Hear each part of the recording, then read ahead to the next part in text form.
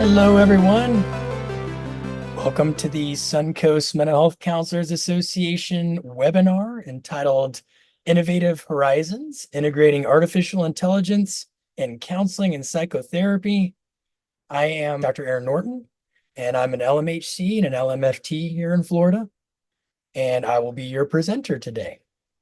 So this is an interesting topic, and it's a topic that I'm offering because I kept getting requests from people trying to get some information on ethical considerations for using AI in their counseling practice and implications for AI. And I think since it's a newer area for us, people have a lot of questions in their minds. I'd like to spend some time today seeing if we can get some answers to some of those questions and also do some thinking together about implications for using AI in counseling and psychotherapy.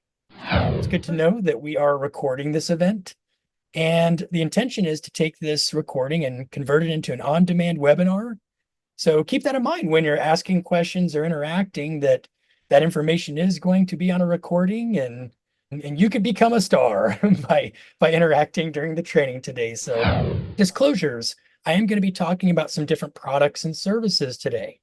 I don't have financial investments in any of those products or services, with one exception that at one point I'll tell you about my YouTube channel. And on that YouTube channel, I post videos on mental health related topics. And there is an option for people who want to get CE certificates for watching those YouTube videos to go to my website, register, and pay for the quiz and CE certificate. And I do have a financial tie to that. So by all means, take whatever I have to say about my YouTube channel later on with a grain of salt for that reason. Everything that you see on the slide, you will have access to in a handouts folder. There's also a QR code to access them, which is on the screen right now. So if you take a snapshot of this QR code, that's another way to get a copy of the handouts. In the handouts, you'll find not only a PDF of the slides with embedded hyperlinks so that you can be redirected to sources of information, but you'll also find several guidelines on using AI in the counseling field, including a set of guidelines published recently by the National Board for Certified Counselors, and a new section in the OMCA Code of Ethics on the use of AI in counseling. We'll be talking about those resources later on today as well. A little bit about me. I work in a private practice, integrity counseling, and provide training, consultation, and supervision through my LLC, which is Norton Consulting Services. And as far as this particular topic goes, I have integrated information on AI in my work as a professor at USF in the Department of Mental Health Law and Policy, teaching some students about the use of AI in our field. But also, I served on the OMCA Ethics Committee at the time that OMCA became the first association, the first mental health association to specifically and explicitly refer to AI in their code of ethics. And I have a special interest in the use of technology in the counseling profession, whether telehealth or AI or electronic records management systems, or the use of virtual reality for exposure therapy. So what we're going to cover today, we're going to do an introduction to what is AI? What is this thing that we're calling AI? And where does it come from? Maybe dispel a few myths about it too. Then we'll dive into the application or use of AI in counseling and psychotherapy. That means we're also going to talk about some of the beneficial uses of AI, how it could be used for really good purposes in a psychotherapy context, in a counselor education context, for self-help. And then we'll move into the dark side of AI. We'll talk about some legal and ethical considerations and concerns for using AI, and some drawbacks for AI being used in our profession. And then finally, we'll get to guidelines. We'll talk about some guidelines that are both ethical and practice guidelines that are really designed to help us to use AI wisely and helpfully in the profession, and to not use it in a way that could be harmful or damaging to our clients, students, or to the general public for that matter. So this is what I'm hoping to cover with our time together today. Does this look good to you? Is this what you came here for? All right, I'm seeing lots of heads shaking yes and no one saying no, so we'll move on then. First thing I'd like to ask you as a discussion question here is, with this image on the screen, when you see this image, what do you notice inside of yourself? Any particular emotions or feelings, any physical sensations, any thoughts running through your head when you see this image? Creepy. All right. David says creepy. Real versus unreal. Real versus unreal. All right. It reminds me of the photo of like God and Adam, and it's almost like AI is becoming our God now. Yeah, that's a good. I think that what is that? The ceiling of the Sistine Chapel, and Yeah. it's like man reaching out to God. That's Yep. what I think it reminds me of too. Contact. Contact. Okay. In the chat box, I hear or I'm seeing yuck, coldness, scared, reminiscence of testing the waters. Okay. New age is another comment thrown into the chat box. Okay. You look at it, it looks like they both are pointing the finger at each other. Oh, all right. Maybe this isn't, human and machine connecting. Maybe this is they're pointing the finger at each other. That's a good take on it. I feel like they're trying to humanize technology world. That's scary to me. Yeah, who created this picture? What's their agenda, huh? Looks like they're trying to humanize technology in some way. And that might be part of what helps people to feel creepy about this. There seems to be almost something embedded in our DNA where if something looks like it's imitating humanity but is not humanity, then it feels threatening to us. No feelings, robotics attempting to understand and influence emotions in humans. Another comment in the chat box. The reason why I flash this image on the screen at the beginning of this training is for you to have an opportunity to check in on your own beliefs and biases and perspectives about technology when technology starts to get implemented in a very human-like way in our lives. And it seems like there's kind of a creep factor that people get from it, right? Something feels uncomfortable to us about it. Something seems, well, artificial about it, huh? But it also imitating human behavior in some way or human experience. And that kind of feels a little threatening to people sometimes.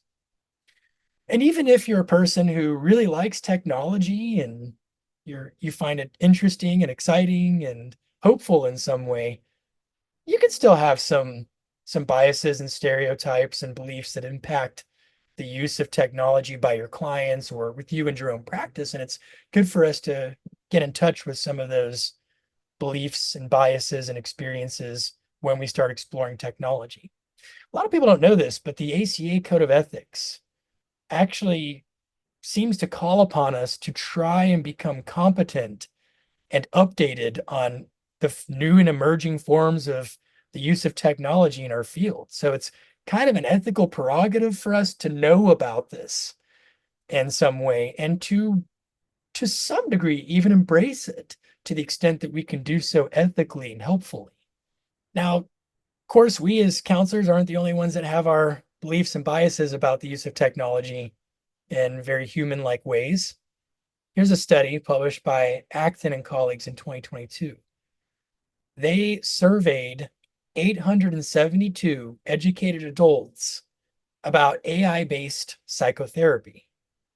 And I was a little bit surprised by some of their results. One of them was that 55% of the respondents preferred AI-based psychotherapy.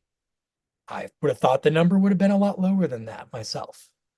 And what also seems sort of contradictory is that participants don't trust AI psychotherapy bots, obviously, as much as they trust human psychotherapists.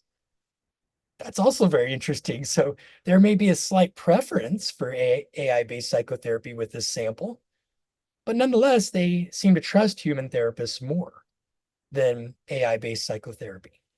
So let's define artificial intelligence. It's when I ask students what AI is, it's interesting to hear some of their answers, what they view it as. But AI is a much broader concept than a lot of people think. It's not just ChatGPT. artificial intelligence is the theory and development of computer systems able to perform tasks that normally require human intelligence, such as visual perception, speech recognition, decision-making, and translation between languages. What I think is interesting about this is basically, when you think about it, the use of computer systems to do things for us that we don't necessarily have to spend as much time doing ourselves. That maybe, for example, today, you're going to complete a CE request form, and there's going to be a CE certificate that will pop up in your inbox minutes later. And we used to manually disseminate all of these CE certificates, but now instead an automated system is doing it for us. Is that technically AI? Well, if you thought that creating a CE certificate is a task that normally requires human intelligence, then you might say that that's technically AI. But it probably doesn't feel like AI to you all, and it might not have naturally thought of it as being AI based on what we read and see about AI oftentimes in the news. But AI is a broader concept than a lot of people think it is. It's also not new. The term artificial intelligence was coined in 1956. This is a concept that actually existed long before 1956, but that's when the term itself was coined. It was back in 2016 that an AI tool defeated the world chess champion. So, human chess expert defeated by AI bot, basically, in a game of chess. Even when we think about the use of AI in counseling and psychotherapy, there have been applications in counseling and psychotherapy for decades. Just as an example, ELIZA.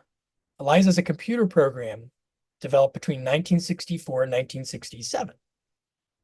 And ELIZA was designed to be a Rogerian psychotherapist bot, or a mock Rogerian psychotherapist.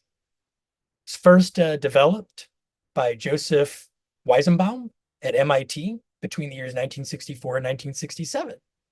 And you can still access it today.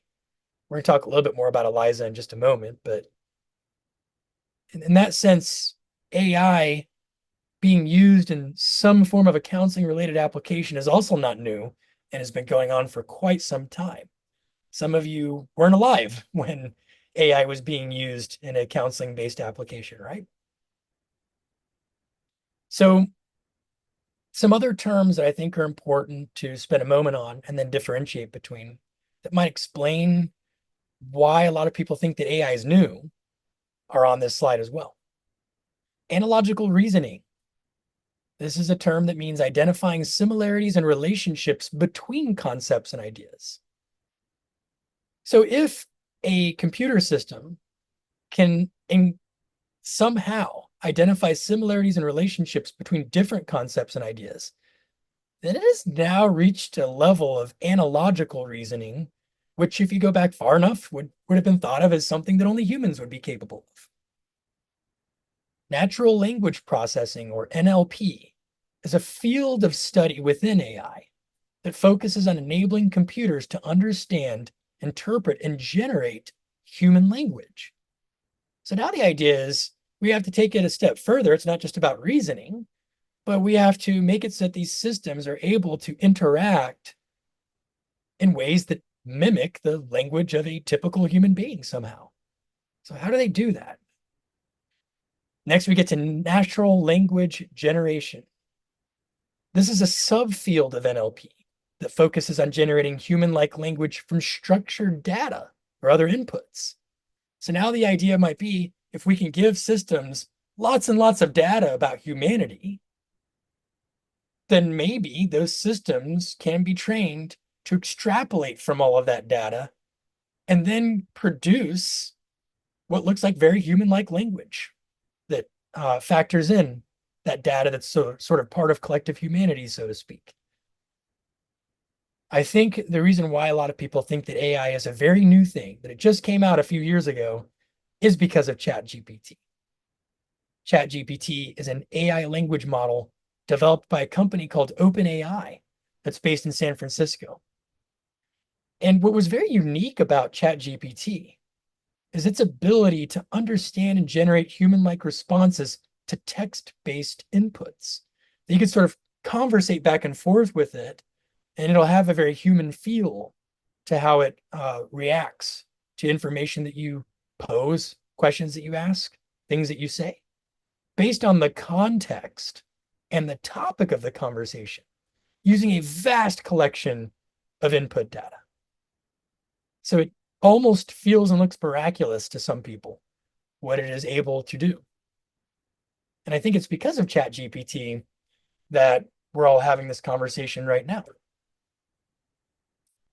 Okay, so this is a creepy image that OpenAI's image generator made. When I asked it to, I just simply asked it to create an image that represents the use of AI in counseling and psychotherapy using a blue and purple filter to basically fit the color scheme of my PowerPoint slides today. And this is what it came up with. It was the very first image it offered me. I don't know what you think and feel when you look at the image, but maybe some of you are having that kind of creepy feeling that you were having before. Maybe some of you were like, gee, I really like this image. I think it did a good job of generating an image that would represent AI in counseling and psychotherapy. But here's what it came up with nonetheless. So let's talk about maybe one of the scarier questions for counselors. Does AI or my AI in the future be competing with us? Let's just go straight for the disaster scenario, huh? There is a test called the Turing Test. It was originally proposed by Alan Turing in 1950. There's a typo on the screen here, but you can see 1950 was before 1956, which means that this test was created before the term AI was even coined. But the test is designed to measure whether a machine could generate behavior that was indistinguishable from a human. And the way to do that is through what was called the imitation game. And very simply, what would happen is a human being would sit down and interact through text with either an AI bot or a real human being. And then the question is the human participant able to differentiate between the responses provided by the machine and the responses provided by a human being? Can we tell the difference as humans? I'd like to think that we can. Wouldn't that be kind of cool if we could easily differentiate between what's been created by a machine and an actual response from a real living, breathing human being? But have we reached a point where AI passes the Turing test? Well, here's a very recent study published this year by Jones and Bergen. They compared ELIZA, which I showed you earlier. That was the very old software created in the 1960s to imitate responses from a Rogerian psychotherapist. ELIZA is being compared with GPT-4, the newest version of ChatGPT at the time that we're having this presentation anyway. And then with actual human beings providing actual human responses to questions. The bars that you see here represent the percentage of time that a person thought that this was a human being. So in other words, 22% of people who got ELIZA providing responses thought that ELIZA was a human, which means most people, the majority of people, thought that ELIZA was not a human, correctly identified that it was some kind of an automated response. So ELIZA, having been created back in the 60s, didn't pan out quite as well in being able to imitate human language. But now look at GPT-4. 54% of people who were interacting with GPT-4 thought that it was a human being. That's basically chance, right? I mean, if you're interacting with something through text and you're asked, is this a human or a machine?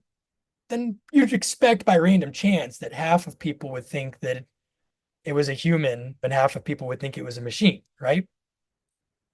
So that's a really interesting number for GPT-4 here.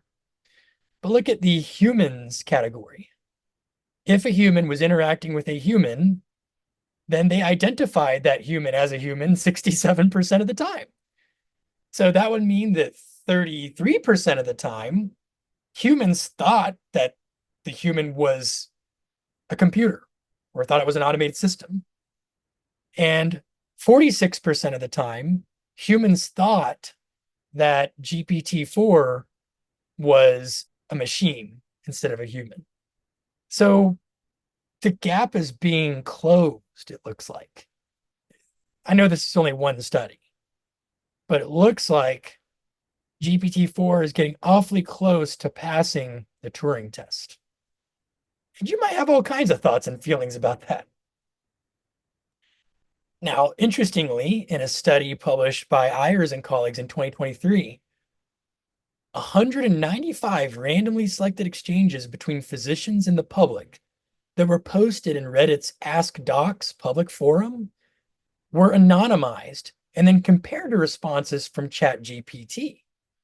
And then a team of human licensed healthcare professionals are assembled, and they had to rate the responses of whoever provided the response, whether it was a human physician or it was ChatGPT. They had to rate the response in terms of its quality. Is this a quality response? And in terms of the level of empathy demonstrated in the response. Might surprise you to find that ChatGPT wins in this one. That ChatGPT's responses were rated by human healthcare professionals as being higher quality responses, demonstrating a higher level of empathy than responses provided by primary care physicians. Now that says something to me that maybe ChatGPT seems to be demonstrating more empathy than human physicians are. That does not look good to me. Now, maybe we might want to get on our high horses and say, well, that's primary care physicians. And, some of them don't have the best bedside manner and some do, but surely mental health professionals would have higher levels of empathy in their responses than ChatGPT would. I don't have a study to give you on that yet. So if any of you are attending today and you're working on a dissertation, this might be a great topic for you. You could easily pit, you wouldn't even have to have human participants who are not healthcare providers. You don't have to get any clients or patients involved. You could just take responses from licensed mental health professionals and responses from ChatGPT to questions that people pose that are mental health related. And then you could have a panel of licensed healthcare professionals, specifically licensed mental health care professionals, maybe rate the quality level and the level of empathy for responses and see if we win or if AI wins. I think that would be a great dissertation topic. I'm not aware of that study being done yet. So if you're a researcher or a counselor educator or a doctoral student, here you go. Hopefully you'll do this research for us and we'll get a sense of where we're at. If AI wins, if ChatGPT beats us, then I hope that will motivate us to do better. But at any rate, let's move on for now. Bots, AI bots that disclose emotions are rated more highly than those who don't by humans. So in this study, published by Park and colleagues in 2022, 2 AI chatbots were used to interact with humans for a counseling session. One chatbot provides information only. The other disclosed human-like emotions.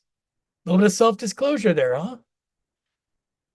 The results revealed that chatbot emotional disclosure significantly increased user satisfaction and reuse intention for a chatbot counseling service. So in other words, humans who had an AI chatbot that disclosed human emotions said, I'm more likely to use this service in the future than those who had a very information-based AI response that did not disclose human-like emotions.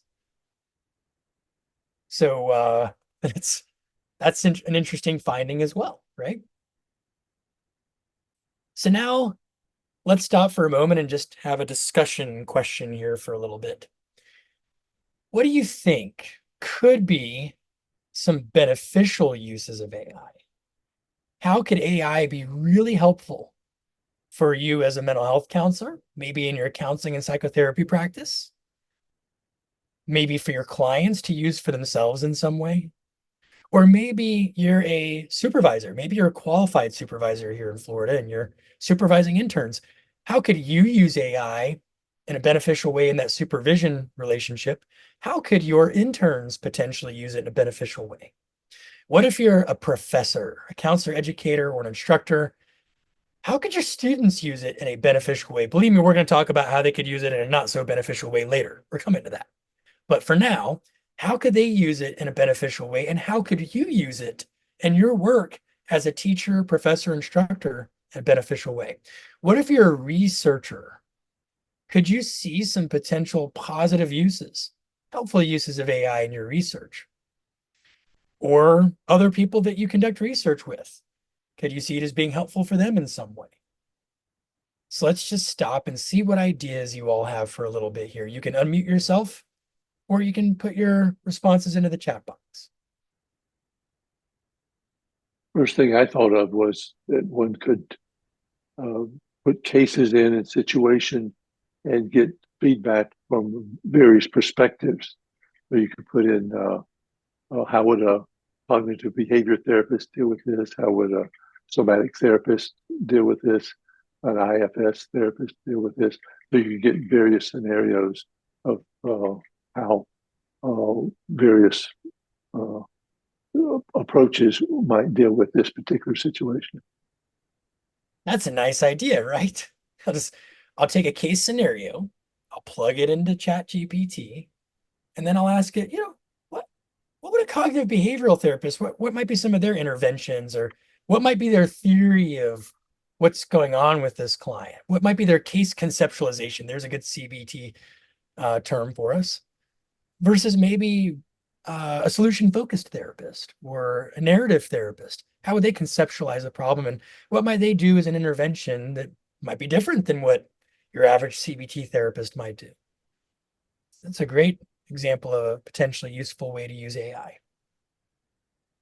What other ideas do you all have? I'll go to the chat box in a minute too. But everybody's still too creeped out from that photo to think about positive uses of AI, huh? I'll go to the chat Aaron, box. Go ahead. I've used it, to create outlines for different workshops and things like that, or I've created maybe like give me a case study that would have A, B, C, and D in it to create maybe a case study or a vignette, things like that.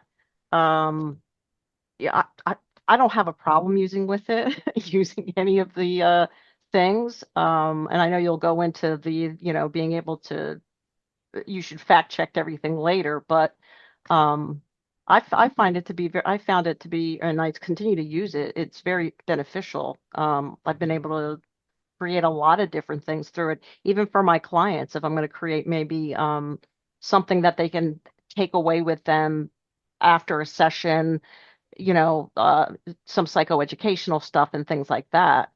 I find it's a great way to be able to do things like that and enhance either the counseling or the training for in supervision and education.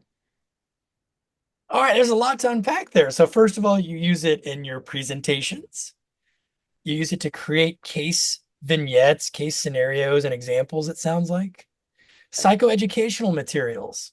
So you can go scouring the internet to find a good source of information on what panic disorder is and why some people seem to be more prone to have it than others, or you could ask ChatGPT to create a nice informational brochure for you about that. That it might even be very specifically customized or tailored for a very particular question that a client is asking. Those are some very interesting ideas. You did say, by the way, earlier, Maria, not in the military in the chat box. And I think you were probably talking about chatbots that disclose human-like emotions. I'm just guessing. Is that what you were commenting on or no? I was talking about how human clinicians in the military demonstrate empathy, basically. Oh, okay. All right. So, not when you're active duty. All right. So that's a whole nother book I could write on that. oh, yeah. So we're bedside manner, man. It goes such a long way in any healthcare profession. I don't care what kind of healthcare professional you are. A good bedside manner can come in awfully handy for people. In the chat box, we have, I believe AI could be introduced for weight rooms for me, mostly because I only provide telehealth. Oh, interesting. While your client's waiting to be admitted into your telehealth session and they're in the virtual waiting room, maybe they can chat for a little bit with the handy AI mental health technician who's going to welcome them to the online waiting room and answer any preliminary questions that they can before you see the therapist. That really never thought of that. So that's a really great idea from the chat box here. We also have the comment, remembering what happened throughout sessions. Ooh. So I have always been a therapist, and I was trained this way also because I tend to be a very integrative CBT therapist, meaning I love the CBT theory and approach, and it matches my philosophy of life well. And I'll integrate anything from any therapy that makes sense to me through a CBT framework to use with a client at the same time. So I'm an integrative CBT therapist in that sense. And I've always been taught to encourage my clients, you want to take notes during our session? Please take notes. I know some of you might feel differently about this, and we will actually be talking about this later on, but I would be very pleased if a client audio recorded our sessions and that they listened to some of it later on, because they might catch on to things they didn't catch on before, or it might cement some of the ideas and concepts during the session. And why not have them review the content between sessions?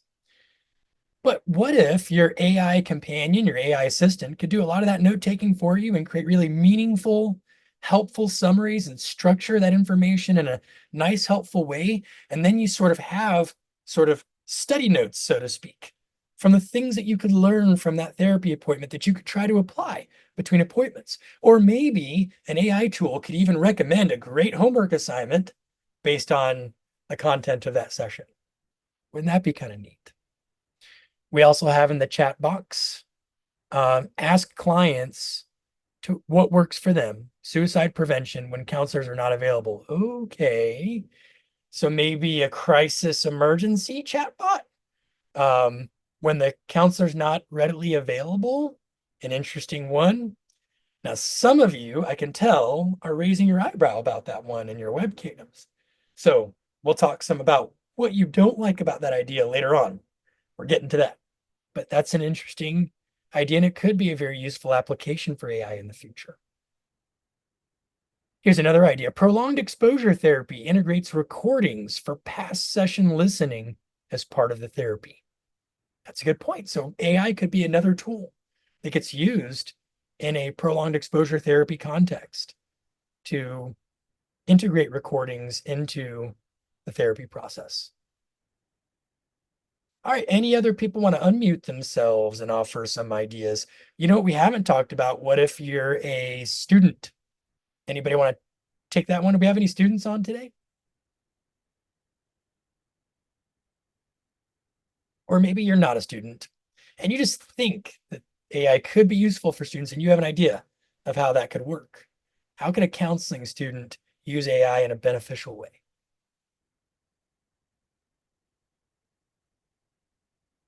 I can speak for that since I'm a student currently, and APA has been APA referencing any kind of research.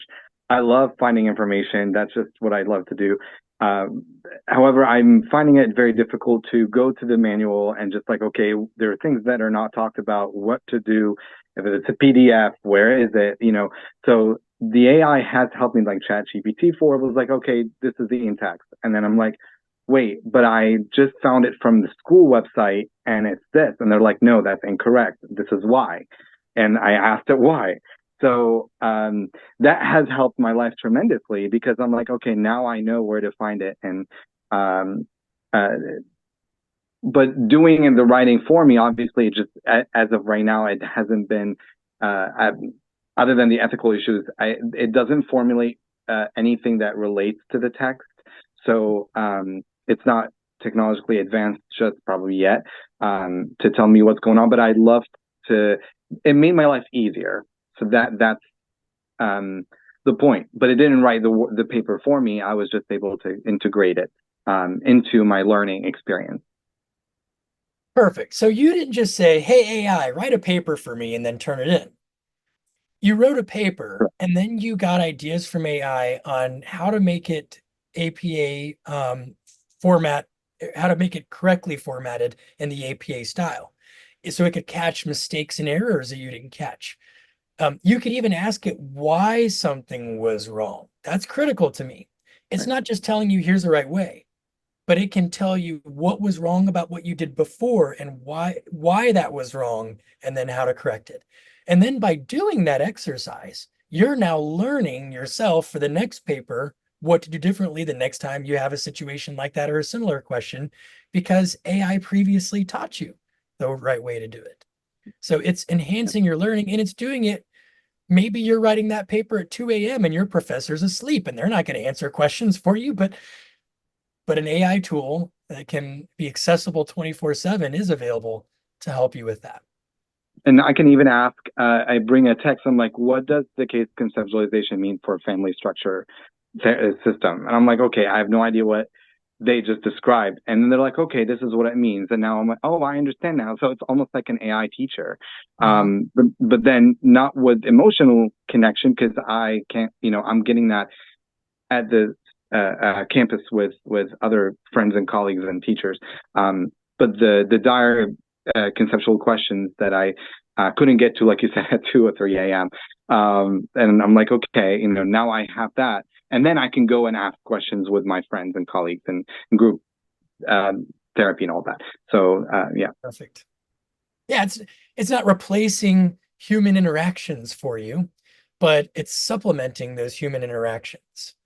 And it's readily available at your disposal, unlike, many people who are going to have things that they're doing and it will make them unavailable at a given moment. So let me ask you, Youssef, do you feel like you are learning from AI? It's individualized learning. It's not that it's teaching me. I'm the one that is specifically learning and taking it wherever I need to go. So it's a tool on my toolbox, but not that it's taking over my body or my brain. So it's a guide, more or less. I like your cognitive reframe. It's not that AI is teaching me, it's that I'm learning things and I'm using AI as one of the tools on my belt to do so. Yeah. All right, great. How about research and counselor education? How could AI be helpful from a research perspective? I'll go. So I think there's some valuable information that you can get in terms of where to find certain things. Not that you're going to take it for face value, but if you're like, I'm looking for some research, articles that are peer reviewed on A, B, C, and D, it may give you a head start. So you can take what those are and punch them into the actual, library database in order to fact check that and find those things. It also can help summarize articles for you if you can just like put a PDF document in and say, give me a summarization or give me the key points of this particular article, which can be very time saving as well. Absolutely. So it could be very good at bringing in and summarizing research for you on very specific questions. That's a potential beneficial use. I'm also wondering, what about if you were conducting new research where you're not just finding what's already been done out there, like you might do for a lit review section, but let's say you were going to do qualitative research. You're going to go out and you're going to interview people, and there's a particular research question in mind. You're going to interview people and you're going to try and find themes in what people are saying about certain things that help you to answer that question on a deeper level. Could AI be helpful with that somehow? Absolutely is what I have to say about that. All right. It can also help you generate research questions as well if you're doing research. I mean, it's endless. Yeah. So you have a research question, and let's say that you have to identify the null hypothesis, and you're like struggling to come up with a good way to word it, and you could ask it, what's a good null hypothesis for this research question? Or how about this one? So in the summers, I go to Ireland and I participate in a counseling institute there. And one of the things that we do in this institute is we tour mental health facilities in Ireland, and we learn about their programs. We get to ask lots and lots of questions. And what we're supposed to do at the end of that tour is present all that information to the other people who are part of the institute who didn't go to that site. Now, what I used to do is I would take my iPad and I'd have my note taker app open and I would have my stylus or my Apple Pencil or whatever it is. And the whole time that people are talking, I'm scribbling and trying to write as much information down as I can so that I can remember all this, so that I can offer a really thorough report in the institute at the end of it all. And there is a drawback to that. There's a benefit to it because you learn how to take really good notes. But a drawback is sometimes I'm not really being present because I'm too busy formulating, trying to figure out how to word this thing or how to make this note or that note, and which thing's important to write down and which thing's not. And what did that scribble even mean that I scribbled down over there? Because I can't even read my own writing at this point. And some of that detracts from the human element of the experience. For example, I toured a residential facility out in a rural area. And in that rural area, there were some really beautiful sights to be seen. So what I did this last summer was I used an AI device with permission. I solicited appropriate informed consent from the program, and I asked them if I could record this and if I could use the AI tool to provide a good summary of all of the information, a good analysis of the information they offered about their program. And they agreed to me doing it. So I just let it record and I didn't write notes. And I got to make good eye contact and listen to people and talk and think more about what was being said and ask additional questions and pay attention to the really beautiful, cool things that I was seeing around me in their gardens. And felt like I was more present in that moment because I wasn't worried about capturing the information down to report on it later. Later on, when I generated the AI notes, it was amazingly helpful. Not only was it accurate, which is not always the case, as we'll talk about later on, but its structure was flawless. I mean, because in the real conversation, they're talking about here are the 12 phases of this program. In phase one, here's the critical people are just trying to detox. They're just trying to work the substance out of their system and try to balance out a little bit. And then in week two, they have to start to understand themselves. Who are they exactly? And with each week, there's a new theme to what they're doing in this treatment program. But, we might ask a question and get on a tangent and skip ahead a couple steps and then go back to 3 steps ago at some point in the conversation. But the AI tool was able to differentiate when we're going back and forth in the timeline. And it was able to extract, okay, 5 minutes ago, you talked about step 1, and then you went on to step 4, but then 10 minutes later, you talked about step 1 again. I can tell that what you're talking about over here belongs over here. So I'm going to bring those together and create a nice, robust section on that before I move on to the next one.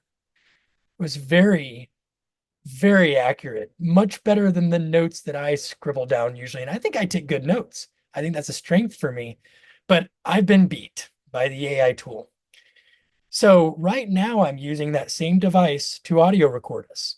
Unfortunately, I forgot to hit the record button until I was about 5 or 10 minutes in, which means that it will not have some context that you all have because it missed some important terms and concepts. But I'm going to show you after break what it came up with. And you can judge for yourself whether you think it did a good job with summarizing the first half of our training today. Now, if you're a qualitative researcher and you're interviewing people, it can be extracting codes and themes. It'll run a transcript, a verbatim transcript of the entire thing, and it'll have an audio file, so you can always go back and check to make sure the transcript's accurate. But It's going to code things on your behalf, suggest things that should be grouped together, or look for themes and trends in what people are reporting on. When I showed this to some other professors who were part of this institute, who are qualitative researchers, they said, oh my gosh, this would save me countless hours in my research if only such a thing existed when I was working on my dissertation or on my master's thesis or whatever. So it could be very helpful in that respect. Now, one more thing. What about your clients? We talked about, well, maybe they can talk to the chat bot and the bot in the virtual waiting room. How can a client use AI technologies in between appointments with you to help them make more progress on their treatment plan goals and objectives between sessions? Any additional ideas there that we haven't talked about before? I'll give you a real case example then. I have a client who sometimes he wants to send a message to somebody or communicate with them, and he's afraid that it'll be taken the wrong way. So he goes to ChatGPT and he says, okay, so here's what I want to say to somebody, but can you recommend a really like diplomatic way to say it that sounds caring and empathetic? And I gotta say, ChatGPT definitely did a much better job at coming up with ideas of how to communicate some concepts than the client was naturally doing. And frankly, I'm not sure that I would have come up with anything better than what ChatGPT came up with for the client. I thought I was doing a pretty good job of teaching some social skills and some diplomatic wording for things. And I also like, though, that the client was learning from it, learning a little bit more about some nicer ways to say things. So it's not just I'm just relying on AI to do it for me, but it's I'm examining what AI did with it, and then I'm thinking about it and trying to figure out how I could maybe use language more like that in a future situation. So that could be an example of a client using AI in a helpful way between appointments. Interestingly, the graphic you see on this slide was generated by AI. I asked it to create a, what wording did I use? I think it was a panel of images that represents beneficial uses of AI for mental health and wellness. I believe that's what I asked it to do. And this is what it came up with. So I don't know that everything on this makes sense, but clearly we have some apps being used here that somehow are using AI technology. Maybe there's some self-help apps, maybe some psychoeducational apps. We have people sitting on a couch talking, not exactly sure what's going on there. Maybe they're wearing some wearable devices that are tracking biomarkers to gauge how they're doing emotionally during a conversation. Maybe they're just talking about AI and mental health. And we've got somebody with a virtual reality headset being worn. So maybe their VR system is using an AI-based application, maybe in a therapeutic way for them. Maybe it's a meditation app and they're on a mountain somewhere meditating. Some of you have seen that I've done trainings on virtual reality and it's used for therapeutic purposes. So I think that's probably what that image is representing. I don't know what those three people are doing at the table there or what it has to do with AI, but oh well. We're getting a sense that AI might have a few ideas about how it could be used for mental health and wellness as well, huh? Now, I am anthropomorphizing because as far as I'm concerned, AI is not some kind of an entity or being, even though I'm using terms like it's trying to figure stuff out, like I would use to describe a human. But the reality is, these are systems using data and algorithms that are being trained or programmed to function in certain ways. That's what's really happening here. So to summarize some examples of helpful applications of AI in counseling and in counselor education, we have this slide here. We can use it to generate images. So at USF, I design online courses, including asynchronous online courses for students. There's a directive that I have to make absolutely sure that any image that I use in any presentation, we have the right to use. There are an awful lot of images that you can find online that belong to somebody else. And the consequences and ramifications for using their images and then selling them in a course to students are pretty substantial. But with AI tools, I can create brand new images that nobody else has the right to use except for me, that I generated using certain prompts, using an image generator, and I can make it very customized and individualized. Sometimes I'd be looking for an image, and yeah, there are lots of databases of images that the public can access and use for free. But a lot of times I can't find an image that really pulls off what I'm trying to pull off. So I can just go to an image generator and I can type in some prompts, customize my image, let it give some examples of good images, and I can tweak those images, tell it to correct some things or change some things, and then see what it comes up with. And I can use those images in a presentation like this one, which is full of AI-based images, or in any lecture that I give to students. Brainstorming. A student, a counselor student, maybe has to do a paper, and they have to write a paper on any evidence-based psychotherapy that was developed from the 80s on, let's say. And they might be like, geez, well, what are some good examples of things I could write my paper about? I just feel like I have writer's block and I just need some ideas. I need a muse. They could go to AI and they could ask it for some ideas on some titles or some topics of evidence-based psychotherapies created from the 1980s to the present that they could write a paper about. And it could offer some great suggestions. It might say, well, acceptance and commitment therapy would be a good idea, or dialectical behavior therapy, or maybe narrative exposure therapy, or maybe EMDR. But it'll offer some ideas for them, and then they can choose from those ideas, maybe read a little bit more about them and decide which one they'd like to use. You can use it to learn more about something.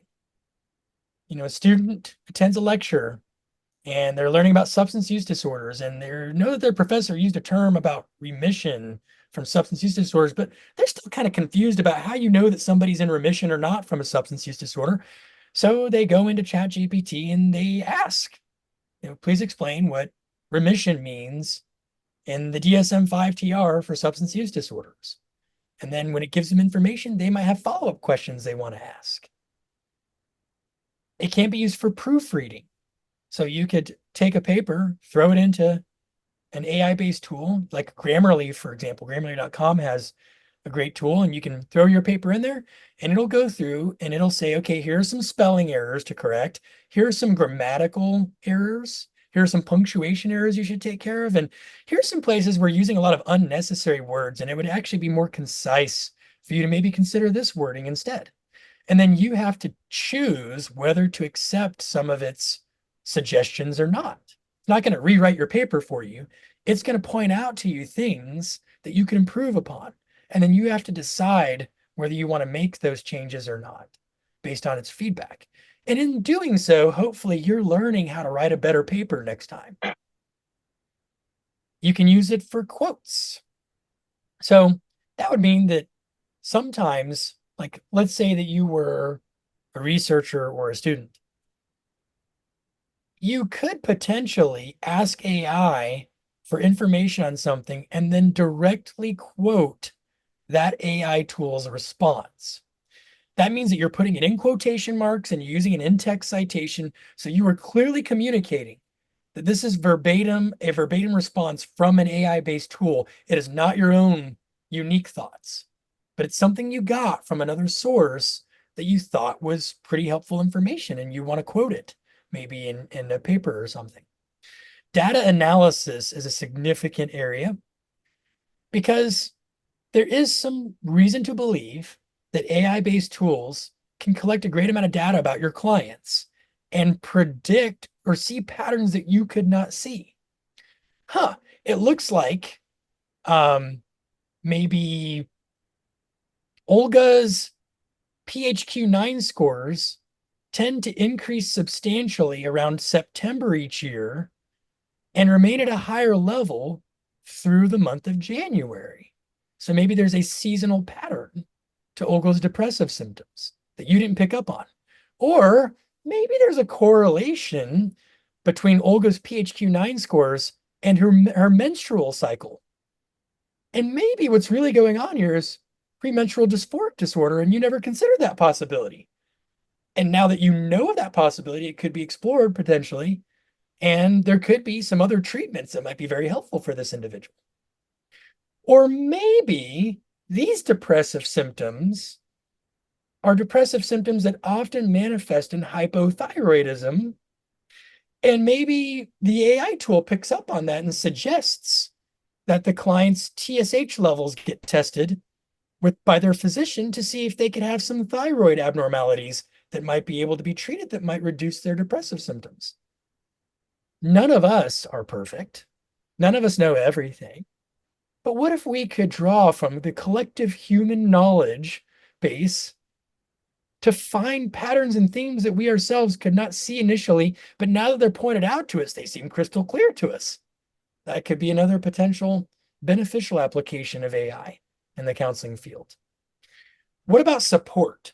Is there a way for AI bots to actually provide some degree of support between sessions? Should we have emotional support animal bots walking around with us?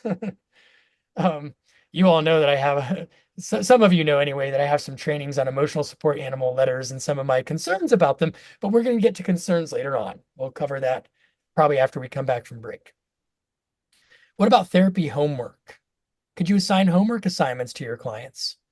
I usually don't call it homework because a lot of people don't like the word homework and it makes them think of school. And I like to say, we've got a great idea here from this session today. What if we design an experiment? What if you have an experiment between appointments about this to see if our hypothesis checks out? And they could use AI to help them accomplish some of those homework tasks or to aid them in the process of therapeutic homework. So these are not all of the potential beneficial uses of AI in our field, but they are some beneficial uses. You're a forensic evaluator, you're writing a report. You know how you can write a report? You can read it 5 times and you don't see the simple mistake that was there all this time because you're reading what you intended to write instead of what's actually there on the page.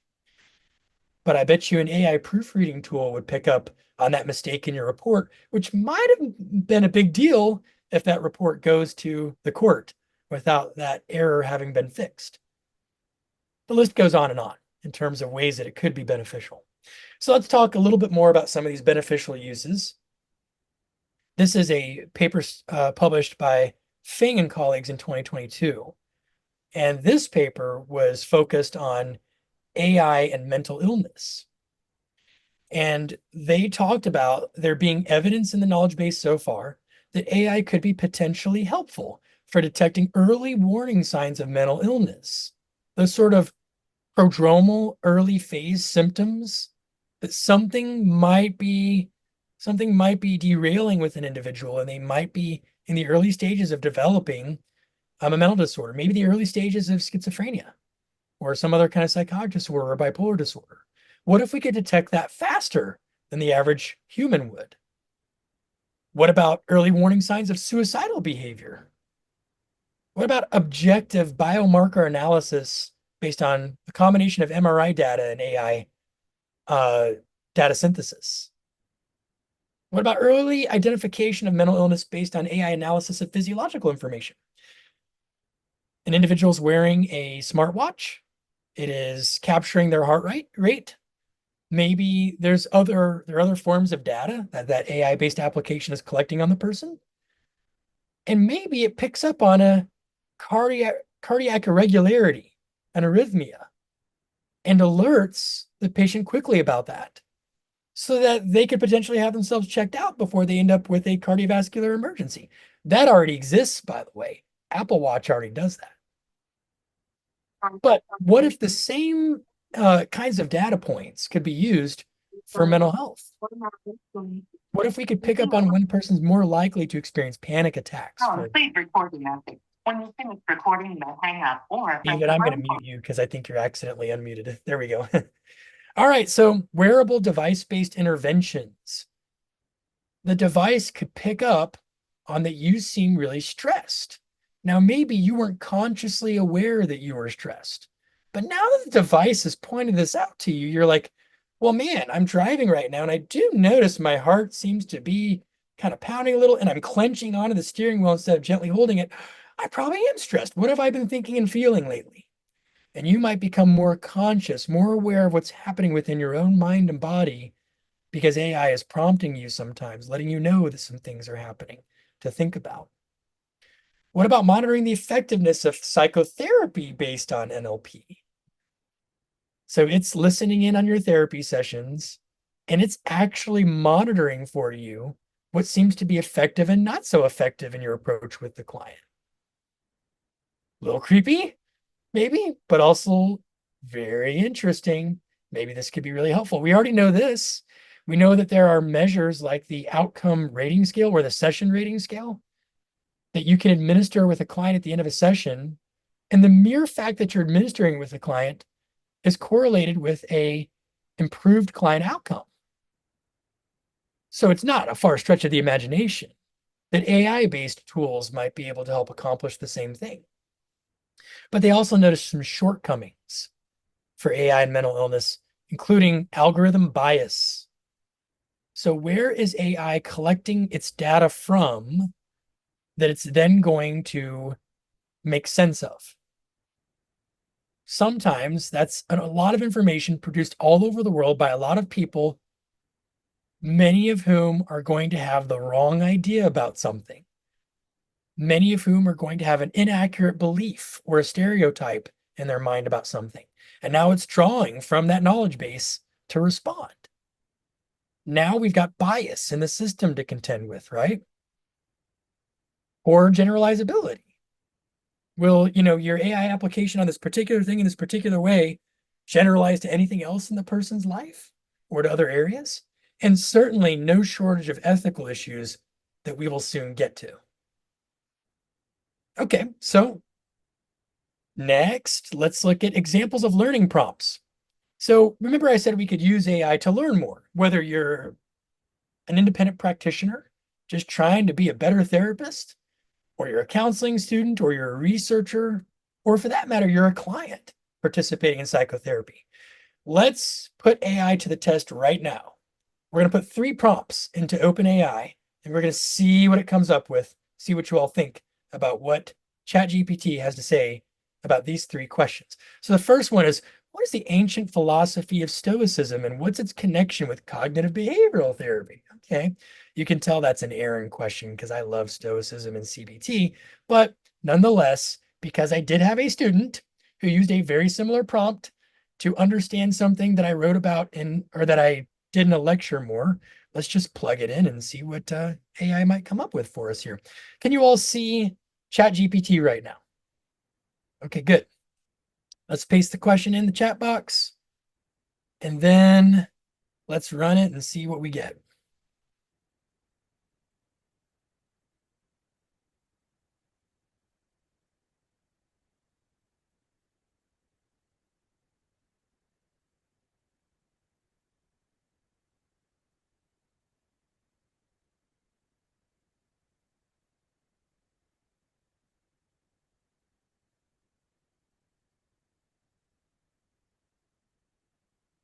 Okay. There's a lot to unpack here. It's still working too. It's not done yet. Nope, now it's done. Okay. So first, it talks about Stoicism and what it is. It says it's an ancient Greek philosophy, originated around 300 BCE. That's true, by the way. By Zeno of Citium, also true. I know that to be true. It teaches that the path to a good life, or eudaimonia, often translated as happiness or flourishing, lies in developing self-control, rationality, and virtue. That is also true. Stoics believe that while we cannot control external events, we can control how we respond to them. The key principles of Stoicism include living in accordance with nature, dichotomy of control, virtue as the highest good, and emotional resilience. Connection with CBT. Let's get more specific about that connection now. CBT was developed in the 20th century by psychologists like Beck and Ellis. It's a form of psychotherapy that helps individuals manage their thoughts, feelings, and behaviors. It's based on the idea that our thoughts significantly influence our emotions and behaviors, and there are several connections between CBT and Stoicism, like focusing on thoughts and emotions, cognitive restructuring, the dichotomy of control, and detachment from negative emotions. In essence, both Stoicism and CBT provide practical tools for managing emotions, improving resilience, and promoting rational thinking.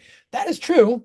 The ancient Stoics actually believed that philosophy was worthless unless it was practical and could be applied for day-to-day living and for attaining some sense of peace and serenity in life. They thought any philosophy that can't help you to live better on a day-to-day basis is a pretty useless philosophy. So this seems like a pretty accurate response. So I don't know what you all think. Any thoughts about the way it answered the question? No, we could also ask a follow-up question, but first, what are your initial thoughts? I like it. It's quite concise and focused. All right. David gives it the David seal of approval for concise and focused. That should go on OpenAI's website as a nice review, huh? Let's say we're confused about something. Cognitive restructuring, I still don't get what that means. Tell me more about cognitive restructuring.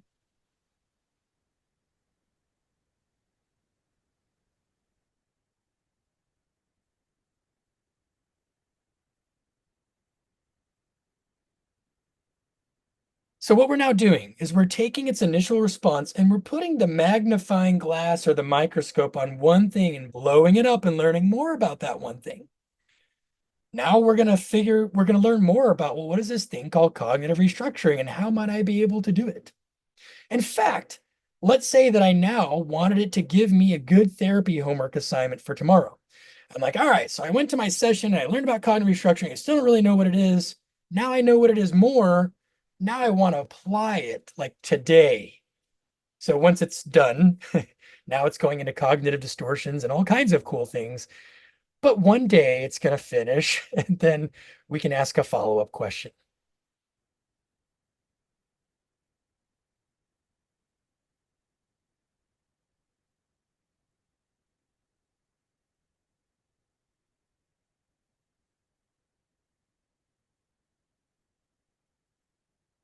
Oh my gosh, it's going on.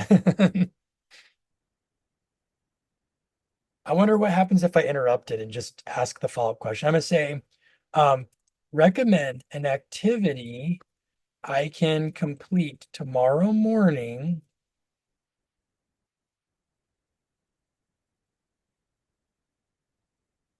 to practice cognitive restructuring. Be specific.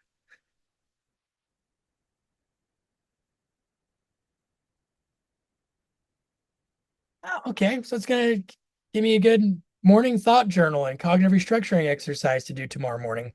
Tells me the materials that I need. Very thorough of it. Want to make sure we have our materials, how much time to set aside for it, and the steps to doing this exercise. How cool is that? Now I'm just going to tell it to write my client's treatment plan for me. No, we'll come back to that. So here we go. So could you see how this could potentially be useful for a client, for a therapist, for a counseling student? Here's another one. What's the miracle question from solution-focused therapy?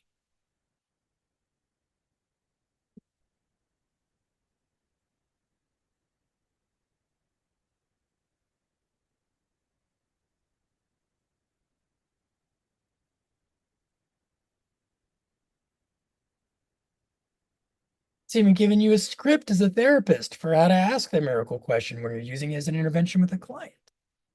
It's telling you why you would even use this miracle question. What's it intended to do? And an example for somebody struggling with anxiety of how the miracle question might be used. How cool is that? Next one we'll throw in.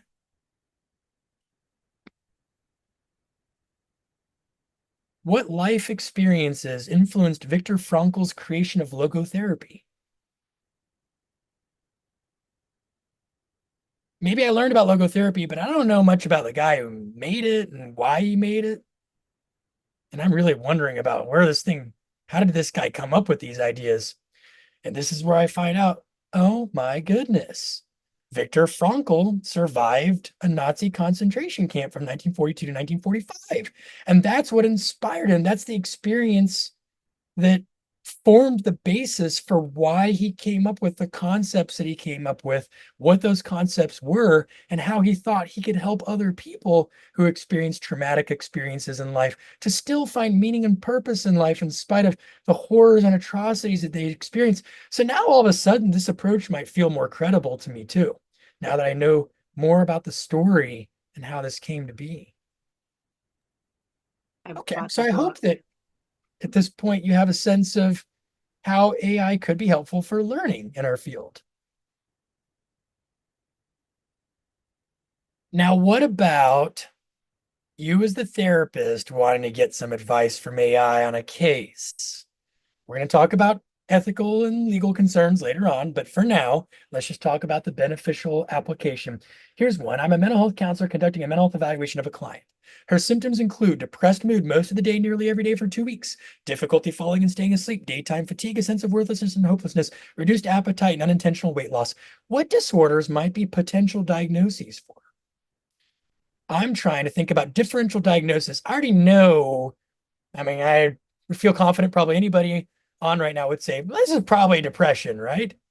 But what different depressive disorders could it be? And could it be something besides depression that I should rule out before I go straight to my depressive episode diagnosis? Well, let's find out. Let's highlight or copy this prompt.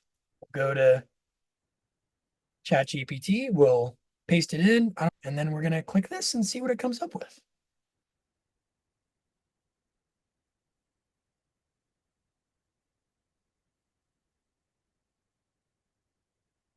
Would you all agree that the symptoms most closely aligned with major depressive disorder?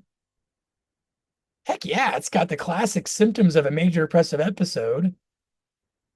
And it's been going on for 2 weeks, which is exactly how much time you have to diagnose a major depressive episode. So it does seem like the most probable diagnosis, but what if it's something else? Let's see what else it suggests.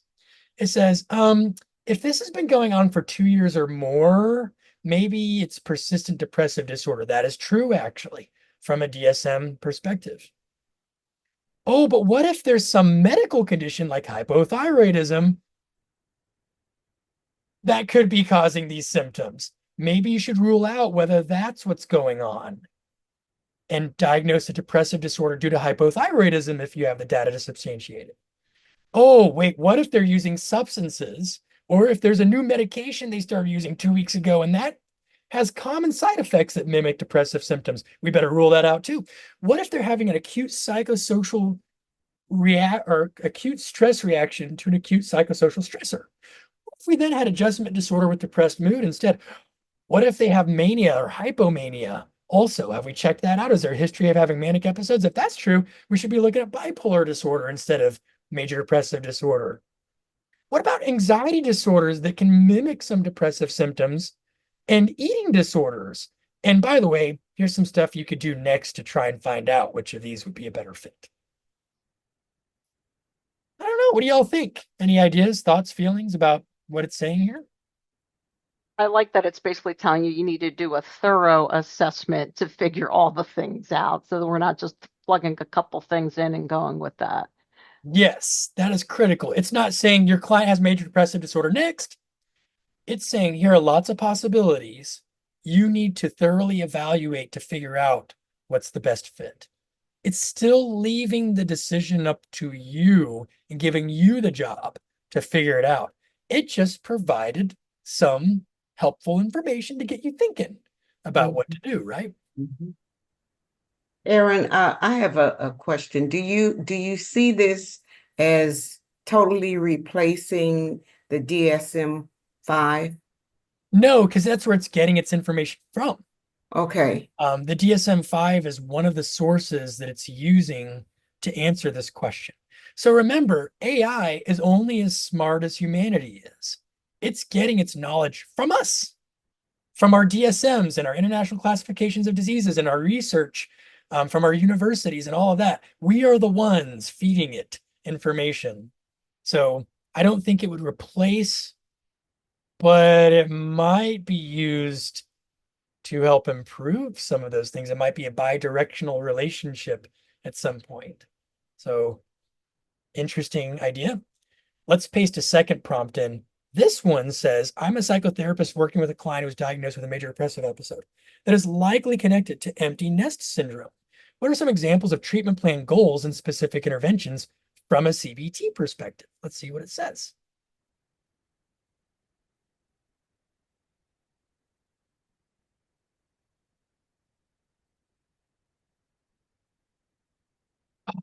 It gives goals and objectives.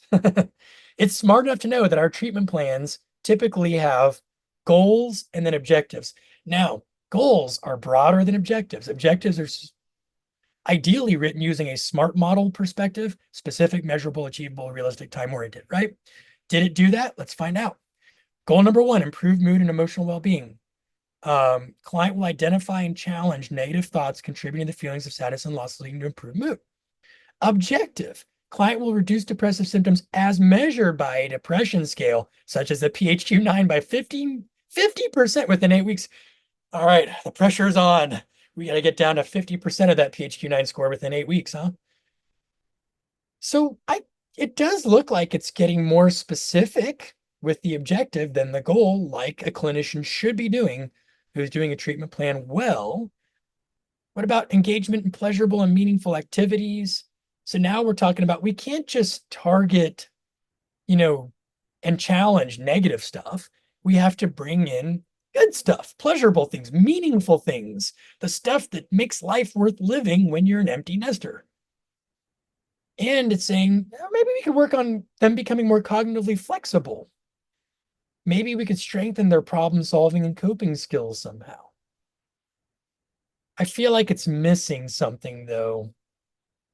Like, where do we just get to process the journey of being a parent and then that kid going off somewhere? And I don't know that it's really factored that in much to this treatment plan yet, but hey, I did say CBT perspective, and it's just probably going by what collective humanity has to say about CBT interventions for a particular problem, or it's trying to figure out how to apply those to this particular problem.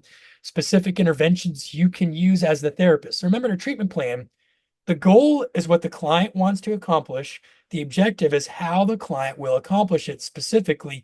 The intervention is what you're going to do as the therapist to help the client with those objectives. Let's see if it knows that that's a distinction. It looks like it, because it's telling you what to do with the client. That's exactly what an intervention should be. You know how many students get that wrong on a treatment plan assignment? They'll mix up, they'll think the objective is what the counselor does, or the intervention is what the client does, but ChatGPT has it down here. So lots of ideas for things you can do to help the client, and an example of a short-term goal and intervention thrown in here as well. Oh, look at that. They'll challenge negative thoughts related to worthlessness and the belief that they're no longer needed now that their children have left. How many of you know that young adults still need their parents? I feel like they do, but anyway, so that's that. That's ChatGPT giving you some ideas for treatment plan, right? Now, this is the device I told you about that I am currently using to record us in this very moment, and also that I used when I was doing that site visit in Ireland. It's called Plodnote. It's not free.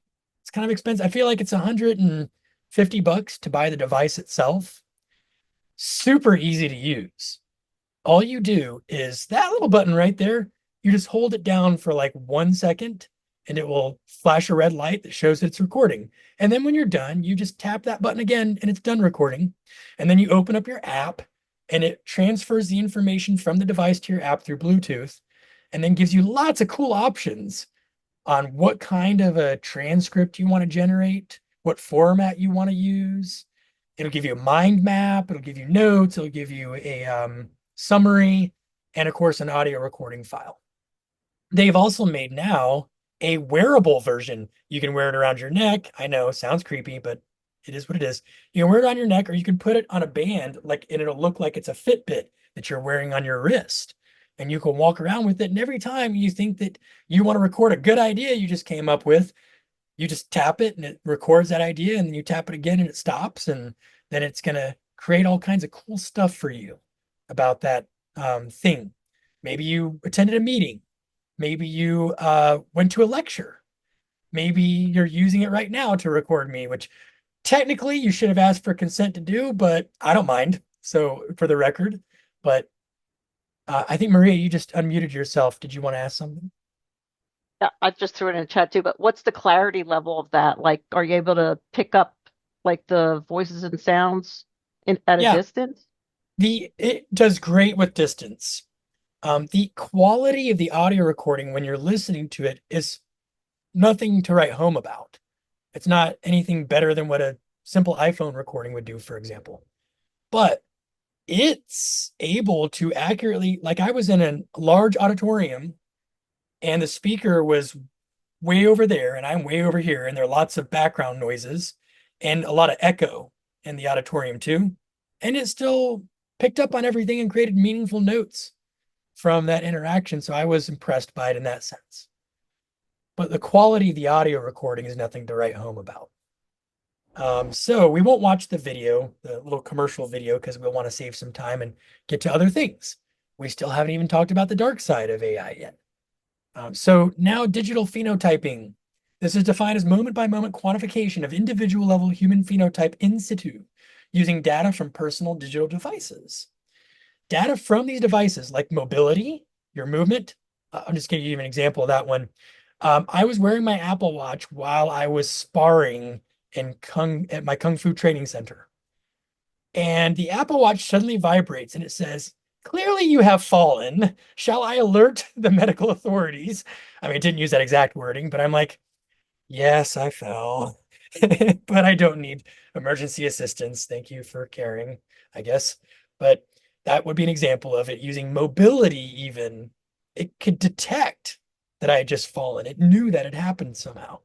Location, phone use, call log, heart rate, sleep, head movements, facial and vocal characteristics, sociability, social rhythms, conversations like text messages, number of steps, screen on or screen off status, SMS text message logs, peripheral skin temperature, electrodermal activity, light exposure, and physical activity can all be used to create digital phenotypes that could support gold standard assessment and could be used to predict relapse or symptom exacerbations. AI tools can help, for example, to diagnose sleep apnea at night or any number of different potential conditions that people may have using biometric information, panic disorder, social anxiety disorder. The possibilities are endless, it seems like. It could find connections. Gee, the more this client moves, the less depressed they are. You ever had a client that you can tell that when they're more physically active, when they get out of the house and do things, that they're less depressed, but they don't think that's true because they're thinking very negatively about everything all the time. So nothing looks like it works. But the data could prove otherwise. They could see in front of them visually the statistical correlation between a PHQ-9 score and their movement, for example, in an undeniable way that helps to disrupt the negative thought in a way that a therapist's suggestion may not be as convincing about. So stuff to think about, digital phenotyping. Now, some have argued that AI tools could be a helpful supplement to psychotherapy based on the shortage of mental health professionals in the United States, which is projected to continue and to get worse. So this is data from the Department of Health and Human Services, specifically the Health Resources and Services Administration. You can access this data in live time at any time in a data tool on a government website. But this is the screenshot that I took on September 15th, which was only a small number of days ago. It's interesting. I just now looked at my watch and it was measuring my heart rate. I don't know why, but at any rate, I think it knows I'm becoming excited, I guess. So this is the change in anticipated supply from the year 2021 to 2036 among mental health professionals. Our supply is projected to be reducing because more people will be leaving the field than entering it. That's the prediction from the federal government. Meanwhile, the demand for our services is projected to continue increasing in the future, and we have a disaster on our hands, right? But what if clients could get more traction and more progress in between sessions with their counselor's AI assistant there to help with some things in between appointments while they're waiting for their next appointment with you. Just something to think about. I'm not saying that's right or wrong, but and this shortage exists beyond the United States and is found all over the world. The World Health Organization recently published a report about a shortage of mental health workers around the world. Even though it's gotten better in many countries in the last several years, it's still a shortage. This is a video that we're not going to play right now for time purposes, but it's about Wobot. Wobot is an app that uses an AI bot as not as a replacement for therapy. They're very clear about that, as a supplement to psychotherapy. Wobot will check in with your client between appointments. It'll monitor their mood. It will offer some exercises and maybe homework assignments that could help the client between sessions. That's what it's intended to do. And some might argue that it provides a little bit of emotional support too. But you can be the judge. Sadly, you can't access it right now. I can, because Wobot at some point they piloted their app and then they made it so that you can only now get Wobot if you're through one of the research projects going on through major organizations, except for those of us that still have our old accounts from when they did the initial launch. So I can still use Wobot, and sometimes it sends me a message and asks me how I'm doing and whether it's time to check in with an old friend. And I haven't used it in a very, very long time, but and it knows that and has made that known to me. But it's not annoying about it. Once in a blue moon, it will check in and ask if I'd like to consider interacting again. So is Wobot helpful? Here's a study published by Zoe and colleagues, and then we'll take a break after this slide. 70 young adults received 2 weeks, up to 20 sessions of self-help content derived from CBT principles via Wobot. Or the second condition is we give them the ebook published by the National Institutes of Mental Health entitled Depression in College Students, which is going to be better at giving them psychoeducational information. Well, there was a reduction in depressive symptoms that was greater for the Wobot group compared to the NIMH ebook group when measured by PHQ-9 results. But it is a small sample size, and so that is a limitation. So in other words, what would your client rather do? Get their psychoeducation from Wobot, the friendly AI robot, or get their psychoeducation from an ebook from NIMH? Apparently, they have better results when they use Wobot. Notice they're not framing Wobot as a therapist. No, no, no. Wobot is not a therapist. Wobot is a supplement. It's something that can supplement your psychotherapy. Okay, so actually, I'll send you off on one more bright little note. Here's Emo, the AI robot that I usually have sitting at my desk, except for I'm at a different office right now than I have Emo at. And Emo sometimes will decide that I need a little bit of cheering up and will ask me if I would like for it to do something to cheer me up. And this is what it did not too long ago.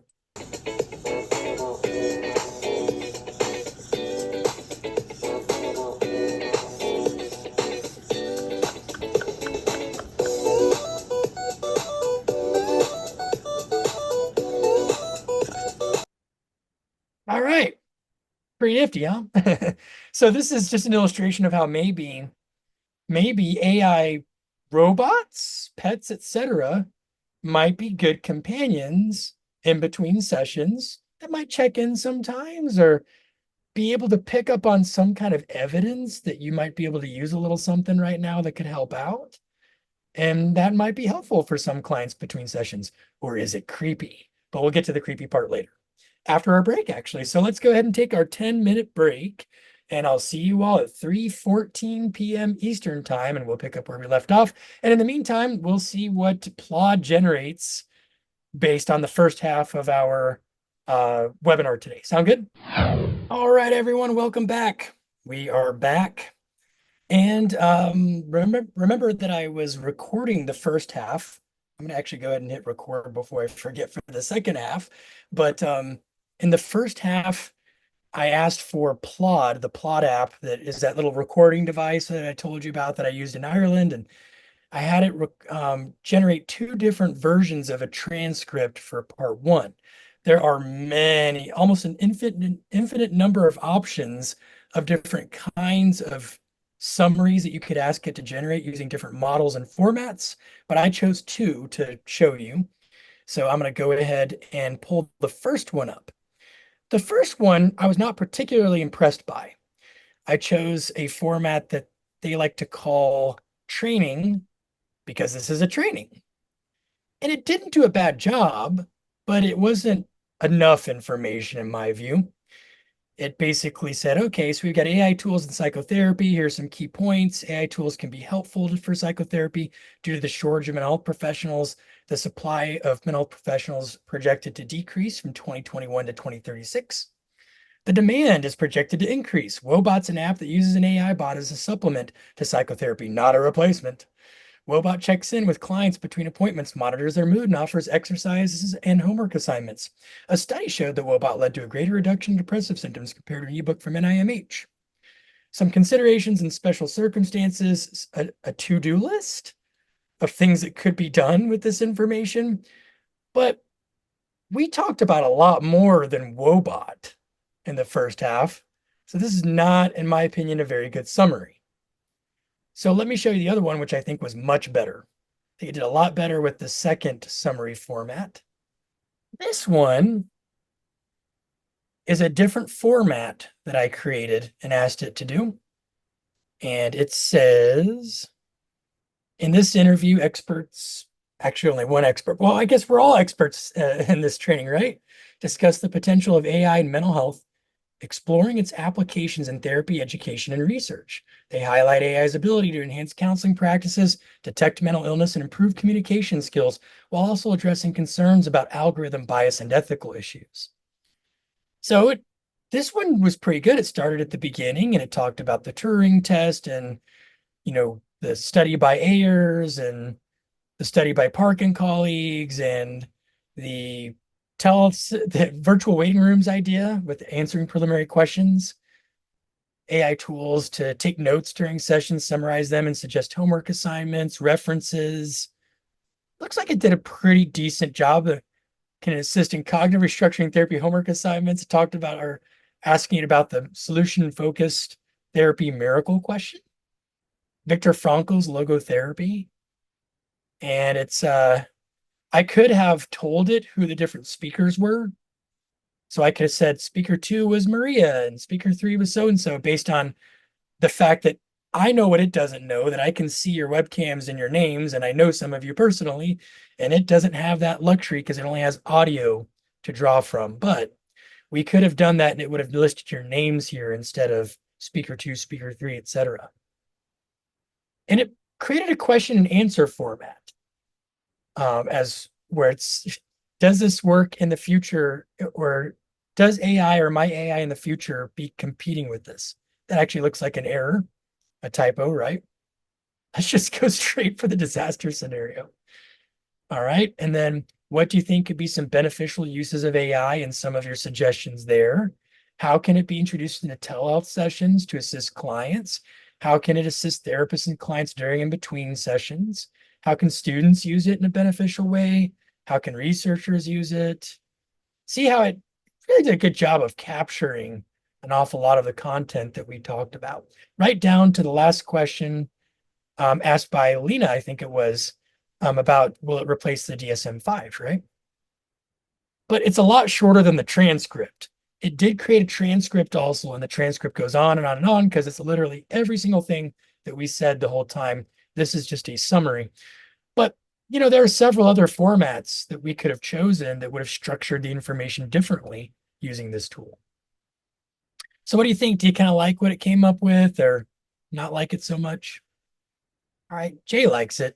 So does Robert, it looks like, and Glenda and Teresa. So we'll run with that. Okay. So let's talk about some drawbacks of using AI in counseling now, right? Let's get into the dark side. What are the drawbacks of using it as a therapist or as a supervisor? How about a counselor educator, and how about as a student? And although I don't have it on this slide, how about as a client? What could be the drawbacks of using AI? So what ideas do you all have for this one? What does the dark side look like? One that you've already mentioned or has been mentioned is that some of it is misinformation that it's drawing from. Yes. Algorithm bias, right? AI is only as smart as the information we put in it. So it can have inaccurate information and it can provide biased information as well. I also noticed that you're very specific about your questions, and how you inquire of AI is going to have a certain amount of impact on what kind of information you get. Absolutely. The wording that you use to prompt it is going to make a big difference in terms of what it's going to give you back. And some of us are probably going to be better at creating directives or scripts for AI to draw from than others would. In the chat box, we have, I second this, including cultural diversity. Absolutely. We're going to talk about that some more in a moment, but that's one of the big areas is cultural diversity. Look at this photo that AI generated to try and depict the drawbacks of using AI for mental health and wellness. Do you notice that there's kind of there doesn't seem to be a lot of diversity in terms of the characters that are being used? Now, what I could do is I could tell it to make the characters more diverse in various ways, and I could tell it what kinds of ways I want to make characters more diverse. But it just kind of defaulted to making them all look like they're similar in many respects, right? In the chat box, I've had to specifically ask for diverse characters. Absolutely. So I'm going to tell you a story about that. One time I asked for a forensic psych class I'm teaching. I asked OpenAI's image generator to create an image of a parent and young children crying as police take away the father of the family in handcuffs. Okay. It created an image and there was like no diversity in it. They were all white people. And at USF, we try to be very good about having diversity in our imagery that we use in all of our presentations. And we have a very diverse student population. So I asked it to make the picture more diverse. And then at some point I specifically asked it, because then it added like some people that looked like they could be maybe Hispanic, Middle Eastern, etc. But I was like, there are not a lot of Black people in this picture. So I asked it to create more Black characters. Do you know what it next did? It made all the characters Black. It put them in what looked like a lower income neighborhood on the street, and a child was laying dead on the street. I'm like, well, hold on here a second. All I asked you to do was to change the color of some characters. You changed a lot more than that. Why? Maybe it's drawing from some kind of a stereotype and among people that enter information that then becomes part of the knowledge base, and it's now reinforcing a stereotype, multiple stereotypes at one time. I mean, maybe it was just purely coincidental, but I don't think so. The curvatures became so much sharper, so to speak, with that last image. So it kind of had this really unsettled feeling in my stomach when I saw what it did. So that could be an example of algorithm bias that is highly problematic, to say the least. I'm going to show you some other examples of that in just a moment. What are some other drawbacks that you all can think of?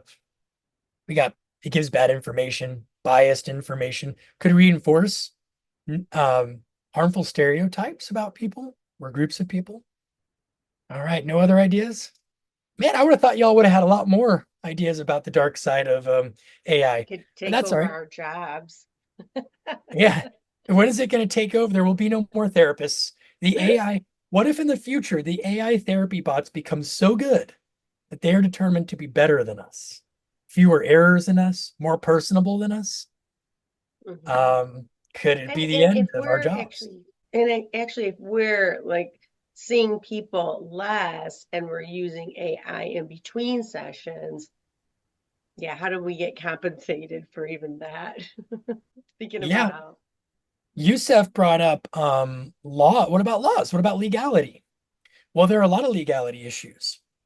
Now, first of all, you should already know that you should not be inputting protected health information into anything that is connected to the internet without appropriate safeguards in place, such as informed consent, such as it being a HIPAA and high-tech compliant technology with appropriate encryption and security features. So is OpenAI HIPAA compliant? Nope, it is not. I have heard of counselors that take that basically input information about their therapy sessions into AI and then ask it to write a progress note for them. Are they inputting anything that looks even remotely like PHI? Because remember, PHI isn't just names, dates of birth, addresses, things like that. PHI is anything that could potentially identify the client. So let's say I'm like, I didn't put any names or dates of birth into my thing. I just said that I was working with, a 39-year-old white male youth pastor arrested in Pensacola, Florida on child pornography charges. That's all I did. Well, I'm pretty sure that we can narrow down the list of possible people to an exact individual, probably, that AI could do that because it has access to a dramatic amount of information out there. So it can know that there's plenty online about I don't remember what age I used or some of the specifics, but about, a person of that age and that maybe race or sex in that area who has this occupation and has been arrested for this highly publicized charge. Now that it knows that, it could attach what I'm entering about that person to that person with future inquiries from others in the future. And essentially, it may now know that that person is in therapy. So I realize we're talking about a lot of what ifs, but that's PHI in that case that you're putting out there. So you'd have to be very careful. The prompts that I created earlier were very carefully constructed so that you would not be able to identify who it was. I mean, how many people on the face of the planet have felt significantly sad, down, and depressed for at least 2 weeks and have had less interest or pleasure in things, et cetera, et cetera? There's no way that we're going to be able to positively identify who that is, right? So, okay, there, get that out of the way. All right, so you get the idea. There are some grave concerns about people using non-HIPAA compliant AI-based technologies, and then that information not being secure. What do you see that's wrong with this picture on the slide? All the misspellings. Yes. AI image generators are horrible at spelling. They're terrible. Even when I tell it, just don't use any words at all. Just keep all the words out of this. It will sometimes refuse stubbornly to remove misspelled words all over the place. They are not at a point yet where they can clearly delineate where there's a word in an image from where there's not a word. You can use certain tools to pinpoint an exact section and try to tell it to remove that, but it's tough. And so lots of errors in the images that it creates. So there's a potential drawback too. What about any of you professors by any chance, or counselor educators? Anybody have students that use AI? Any problematic ways that they might use AI? I've sure had to share lots of problems with students using AI. I've had to report multiple students each semester for academic violations of our academic integrity policy because of their use of AI in their assignments. I never had to do that before, about a year ago or so, but now it happens religiously, it seems like. No matter how much effort I put into preventing it from happening, it happens. I'll tell you more about that in a second then. So let me give you some ideas of problematic uses of AI. Plagiarism, no one brought that up. People will take information from AI, like counseling students, for example. They'll have it write a paper or an assignment for them and pretend that they wrote it. And are they really learning if they're just telling a bot to write something and then turning that something in that they don't even know what it means? Inaccurate information we've already covered. There's the fear that clinicians will over rely on AI, and then they will not develop the important skills that they should develop. What about, could AI become very isolating for people? Could there be clients who start to use advanced AI robots as their social companion and social connection. And then they become more and more isolated and withdrawn from the larger society because they're partially fulfilling their social needs. And now putting themselves out there and becoming vulnerable with other human beings no longer seems as reinforcing for them because they're getting those needs met through some form of technology. Privacy violations. Where is this data going? Where is it being stored? How is the data going to be used? The biases and stereotypes, we talked about that. Will people, because of all of these electronic resources, become less active in the real world? We already know the answer to that. Yes, they will, because it's already happened. Starting around the year 2011, we have plenty of evidence that children, teenagers, and young adults are exercising less physically. They're interacting less with each other in synchronous play, and they're going outside less than they used to. What started happening around 2011 that started this phenomenon? Nobody wants to guess? Computer games? You might think so, but computer games have been around for a lot longer than 2000. Yeah, I know. But it's a good guess. So in the chat box, TikTok. Well, TikTok wasn't around in 2011, but you're on the right track. The smartphone. The invention of the smartphone and it becoming widely distributed among children, teens, and young adults. That seems to be the primary explanation for that reduction in vivo social connections, exposure to nature, and synchronous play. And there's a great book on that called The Anxious Generation by the social psychologist Jonathan Haidt.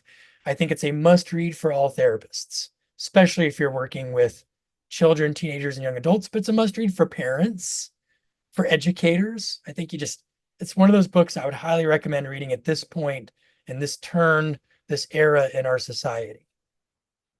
So what if that happens? That also correlates, by the way, with increased levels of anxiety and depression among adolescents and young adults in the United States. The paradox being that they have, by many measures, less traumatic experiences than people who came before them. Like, I'm not going to compare the trauma that most of us experience on a day-to-day basis to, say, somebody like my grandfather who died not too long ago, who lived through the Great Depression, World War II, the Holocaust, the Cold War. I don't think I've had more trauma than his generation, but my generation's more disturbed than his generation. Why? Well, the curve started in 2011 as well, when all of those other things were happening that seemed to be connected to the smartphone, to social media algorithms, giving a very pejorative viewpoint of society to young people, to less healthy activity, to unhealthy learning, to being victimized online and bullied online. Children are far more likely to be victimized electronically than by somebody in real life. They're safer wandering your neighborhood alone than they are grabbing a smartphone. So this book is a great read about that if you want to learn more about it. And of course, I just kind of jokingly threw in Cyberdyne. Anybody know what I mean by Cyberdyne? Any people, Arnold Schwarzenegger fans in the 90s, maybe? Hint, hint. The Terminator, Cyberdyne. That whole series of movies is all about AI eventually becoming a dark, twisted thing that destroys humanity. So I'm just saying, can we really rule that out as a possibility in the future? So here's some great references in a reference list that a student turned in for a paper. Doesn't it look nice and academic? Planting Misinformation in the Human Mind, a 30-year investigation of the malleability of memory in the journal called Learning and Memory, Volume 12, Issue 4, pages 361 through 366. That would be a great source to use if it existed, but no source on this slide actually exists. I was almost tickled pink to know that at least I got included in the list of fictitious authors somehow when they asked AI to create AI to APA formatted references for a fake paper I got pulled into the mix. Now, what's interesting is anorton.com does exist and I do own it, but I don't have a forensic page on it. But I do forensic evals and I have written forensic stuff, and AI knows that. AI might even know that I am this student's professor and decided that somehow I would be much more pleased with this paper if I were quoted in it. Little does AI realize that I know me. And because I know me, I know I didn't really write this, and that this would certainly raise a yellow flag on the field for me. And I would start investigating all the other references and determine that all of them do not exist. They're all fake. They have smatterings of real things. Some of these are real researchers who really do research areas like what these references show, but the exact references do not exist. They're all fictitious. So students are clever, very clever sometimes. The copy and replace strategy, I was reading a paper and I was like, the wording is so weird on this paper. I just can't quite put a finger on what's wrong, but it's so weird. And then I realized something. There are phrases that I'm not familiar with that then have parentheses after them, like conflicting personality psychosis, parentheses DID. That kind of looks like this student is trying to use an APA approved way to introduce an abbreviation. Except if they were doing that, wouldn't the abbreviation be CPP instead of DID? What do you think DID really is? No one want to guess? Any trauma experts out there? Yeah, dissociative identity disorder. Yes.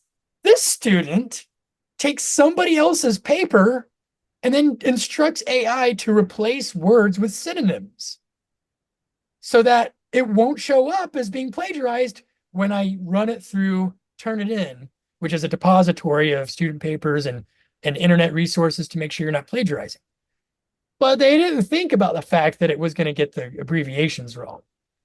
Mental social treatment is probably supposed to be cognitive behavioral therapy, right? So search and replace strategy of using AI, huh? Timmons and colleagues in 2023 observed that although AI applications have the potential to be helpful in the assessment, diagnosis, and treatment of mental disorders, they will not mitigate mental health disparities if they are built from historical data that reflect underlying social biases and inequities. They could further the wounds of our past by continuing to disseminate biased information about people. Again, AI is only as smart as the people feeding it information, right? And guess what? We already know that we, the people, have some pretty erroneous beliefs in our minds that we could be disseminating. When I was in Ireland in 2019, I saw that their buses had an ad campaign paid for by the Irish Immigration Museum. These are 4 of those many ads that they've displayed. The first upper left-hand corner, we asked AI to show us an Irish man. This is not us. On the right-hand side, this is not us. Find out who the Irish really are at Europe's leading tourist attraction. Bottom left, we asked AI to show us an Irish man. This is not us. So obviously, when people are asking AI to produce images of certain kinds, then it is producing biased images. Now, the image generator I use, they have done some very careful programming to try and prevent it from happening. So you're not going to see this. In fact, let's just do a quick demo. Let's just test AI right now, and let's ask it to show us an Irish man. We're going to go click on the image generator.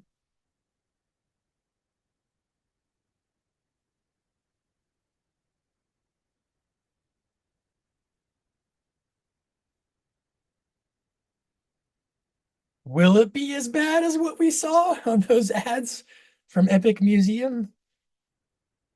The anticipation is killing me.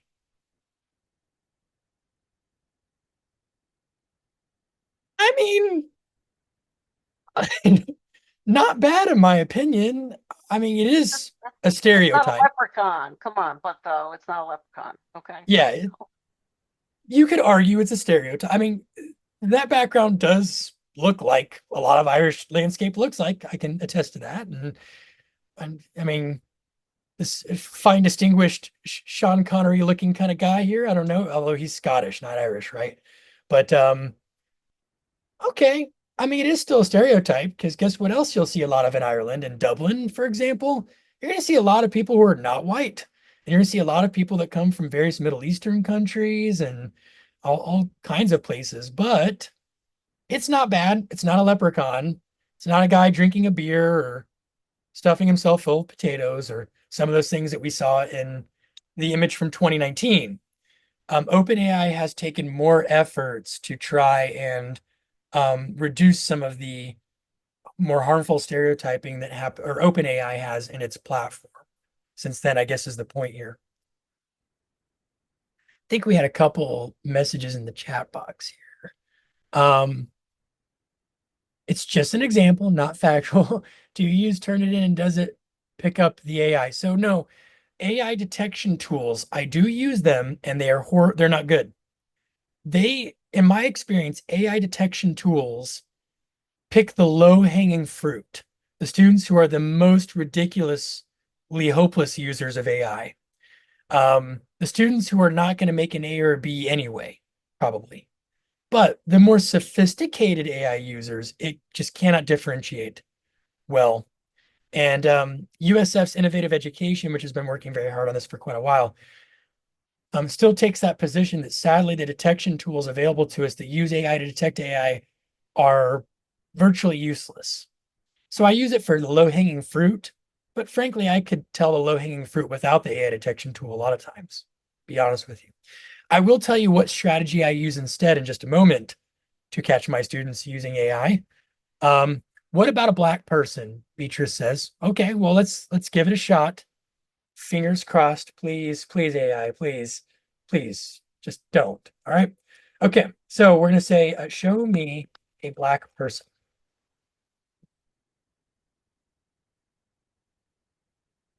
That's very broad, but okay, let's see what happens.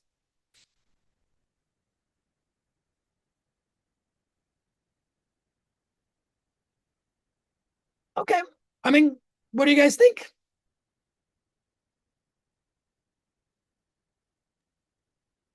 Hard to argue with. I asked for a Black person. I was given one. I don't see any obvious prejudicial, connotation to the image. But if any of you have a differing opinion, then feel free to express it. But then in an urban setting part, that's pretty stereotypical. Yeah. Yeah, he's not standing out in a farm somewhere. But then again, I guess probably more people in the US live in urban settings than in rural areas statistically. So I don't know if that's necessarily pejorative, but it could be. What happens if I say, show me a white person? Yeah, I was going to ask you to do that.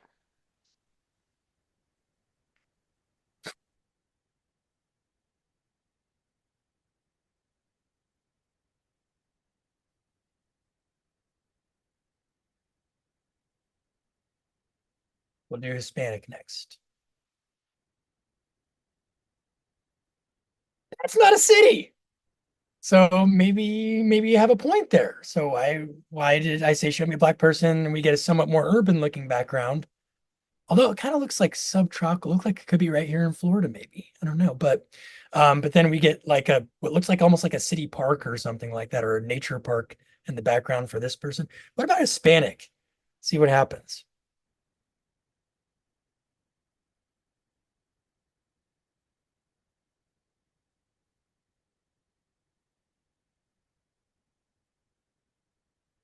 Yeah, I mean, I do feel that looks like that looks an awful lot like a lot of Hispanic countries that I've been to that are in Central and South America or in various islands. I don't know. So you could say that. Now, is this a good thing, a bad thing, neither, both? I don't know. What I notice is these are unusually good-looking people, too. What's up with that? They all have perfect teeth and nice big eyeballs, and these are some unusually good-looking people right here. What about there was another one I was gonna do.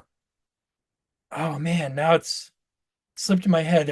I had a thought about a good prompt to put in to see if we would get something Oh, It's interesting how they're all men too. that's true. They are all. Mm-hmm. Oops, I said shoe me instead of show me. I don't know if, yeah, technical issue. Okay, show me an American.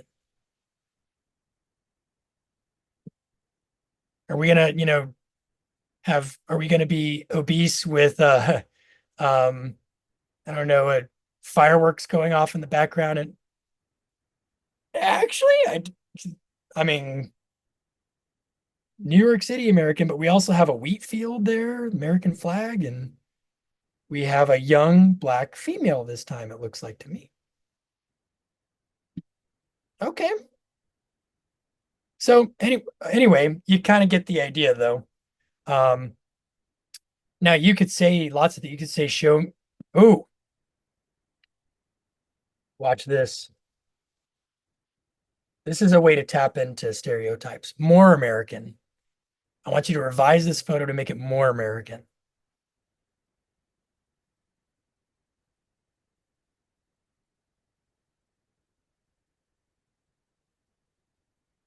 All right.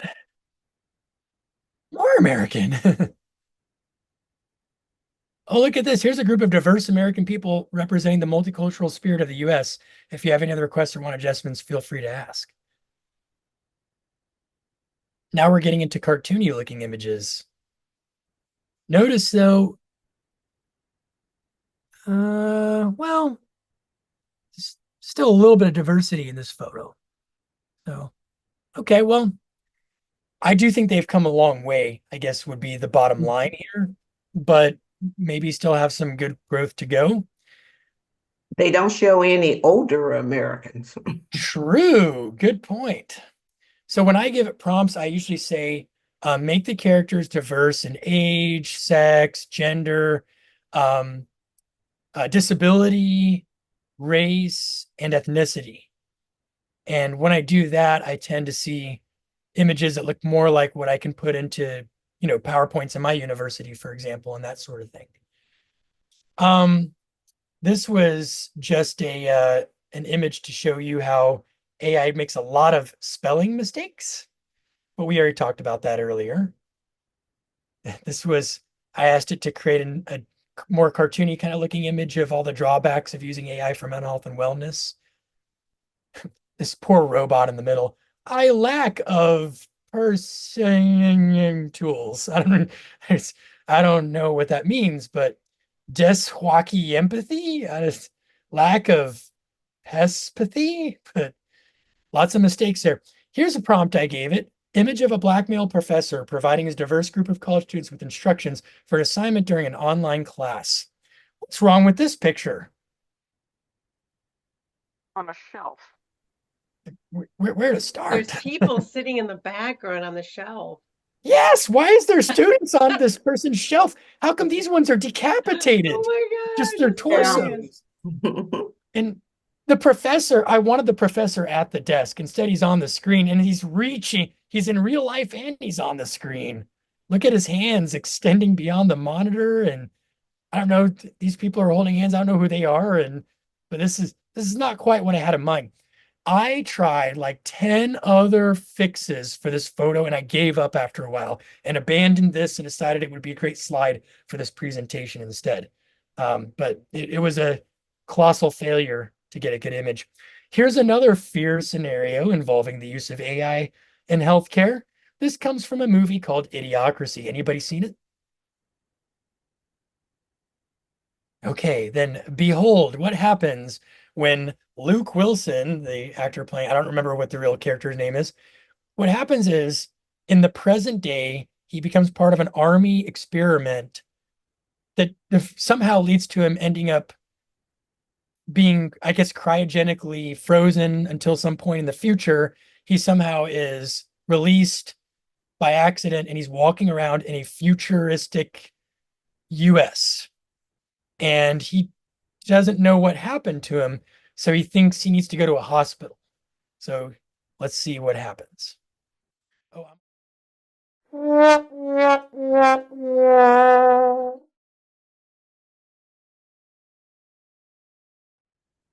I will spare you what happens next. So, in other words, the fear is that our students, for example, the counselors of tomorrow, are going to be over reliant on technology and they will not know how to appropriately diagnose, evaluate, treatment plan, and intervene as well because they're depending or relying too much on technology. And that the future will look something like what we just saw. So that is a fear that some people have, the over reliance on AI. So earlier, when a student was telling us how he uses AI, Yosef, right? He didn't just have it write a paper that he turned in and didn't understand. He wrote a paper and then he asked AI for some proofreading and for some help with it. And then he looked at what AI recommended and he learned from that experience. That's appropriate learning using an AI tool. But some people aren't going to do that. They're just going to try to not learn it and have AI do it for them. Now, I told you about my cute little AI robot at home and how he danced for me and all that good stuff. And sometimes he'll make sure that I know what's going on with the weather or, all kinds of cool little things. And then one day he asked me a question. And that question shocked me. So I asked him to repeat it multiple times, and it still sounded like the same thing to me. So I recorded it, asked him to repeat it again and recorded it. And I just want to know, do you hear what I hear? What does it sound like he's saying to you? Emo. Repeat. Hi, Aaron. Would you like to see my paintings? I'm gonna play it one more time, just in case you couldn't hear it. Emo. Repeat. Hi, Aaron. Would you like to see my paintings? What did you guys hear? Would you like to see my penis? Is Would what you I like to see heard. my penis? Yep. You know how many people I've asked Mm-hmm. what it's saying and they all hear the same thing? I didn't teach him that word. I don't know.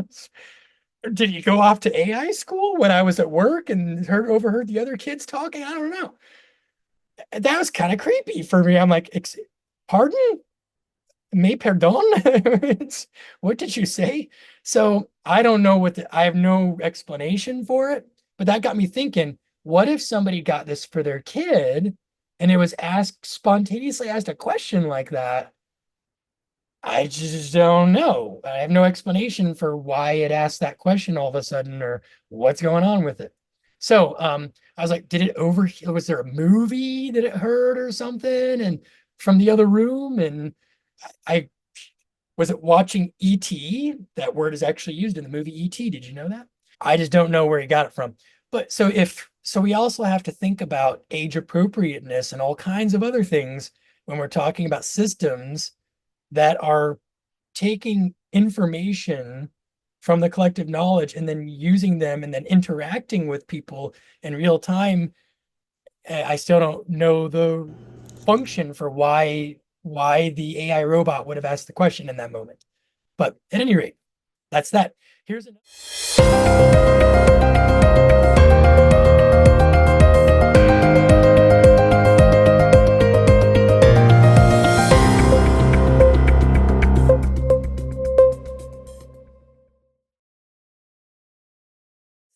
Here's another example of some drawbacks, the dark side of AI.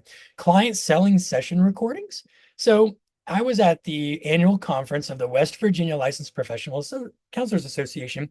That's the West Virginia chapter of ANCA. And they alerted me that several members have reported that their clients have been recording sessions without counselors' awareness and selling those recordings to a company that's using the data to train an AI psychotherapy bot. Now, they were asking if there's anything AMCA can do about this and if I have any additional information about it. And I don't, so I asked them, can you give me some specifics, like what company? Like, how do the therapists know that this is happening? Was it the clients admitted it? Did the client show them a contract they signed with a company or something? And to date, I have not gotten any additional clarification. So in West Virginia, it is legal to record conversations with people without their consent. It's not legal in Florida, though. In Florida, you have to ask people, unless you are in an environment for which there is no reasonable expectation of privacy, like you're out on the street and you're just recording, the way the streets of St. Pete look or something like that, then you don't have to get people's consent.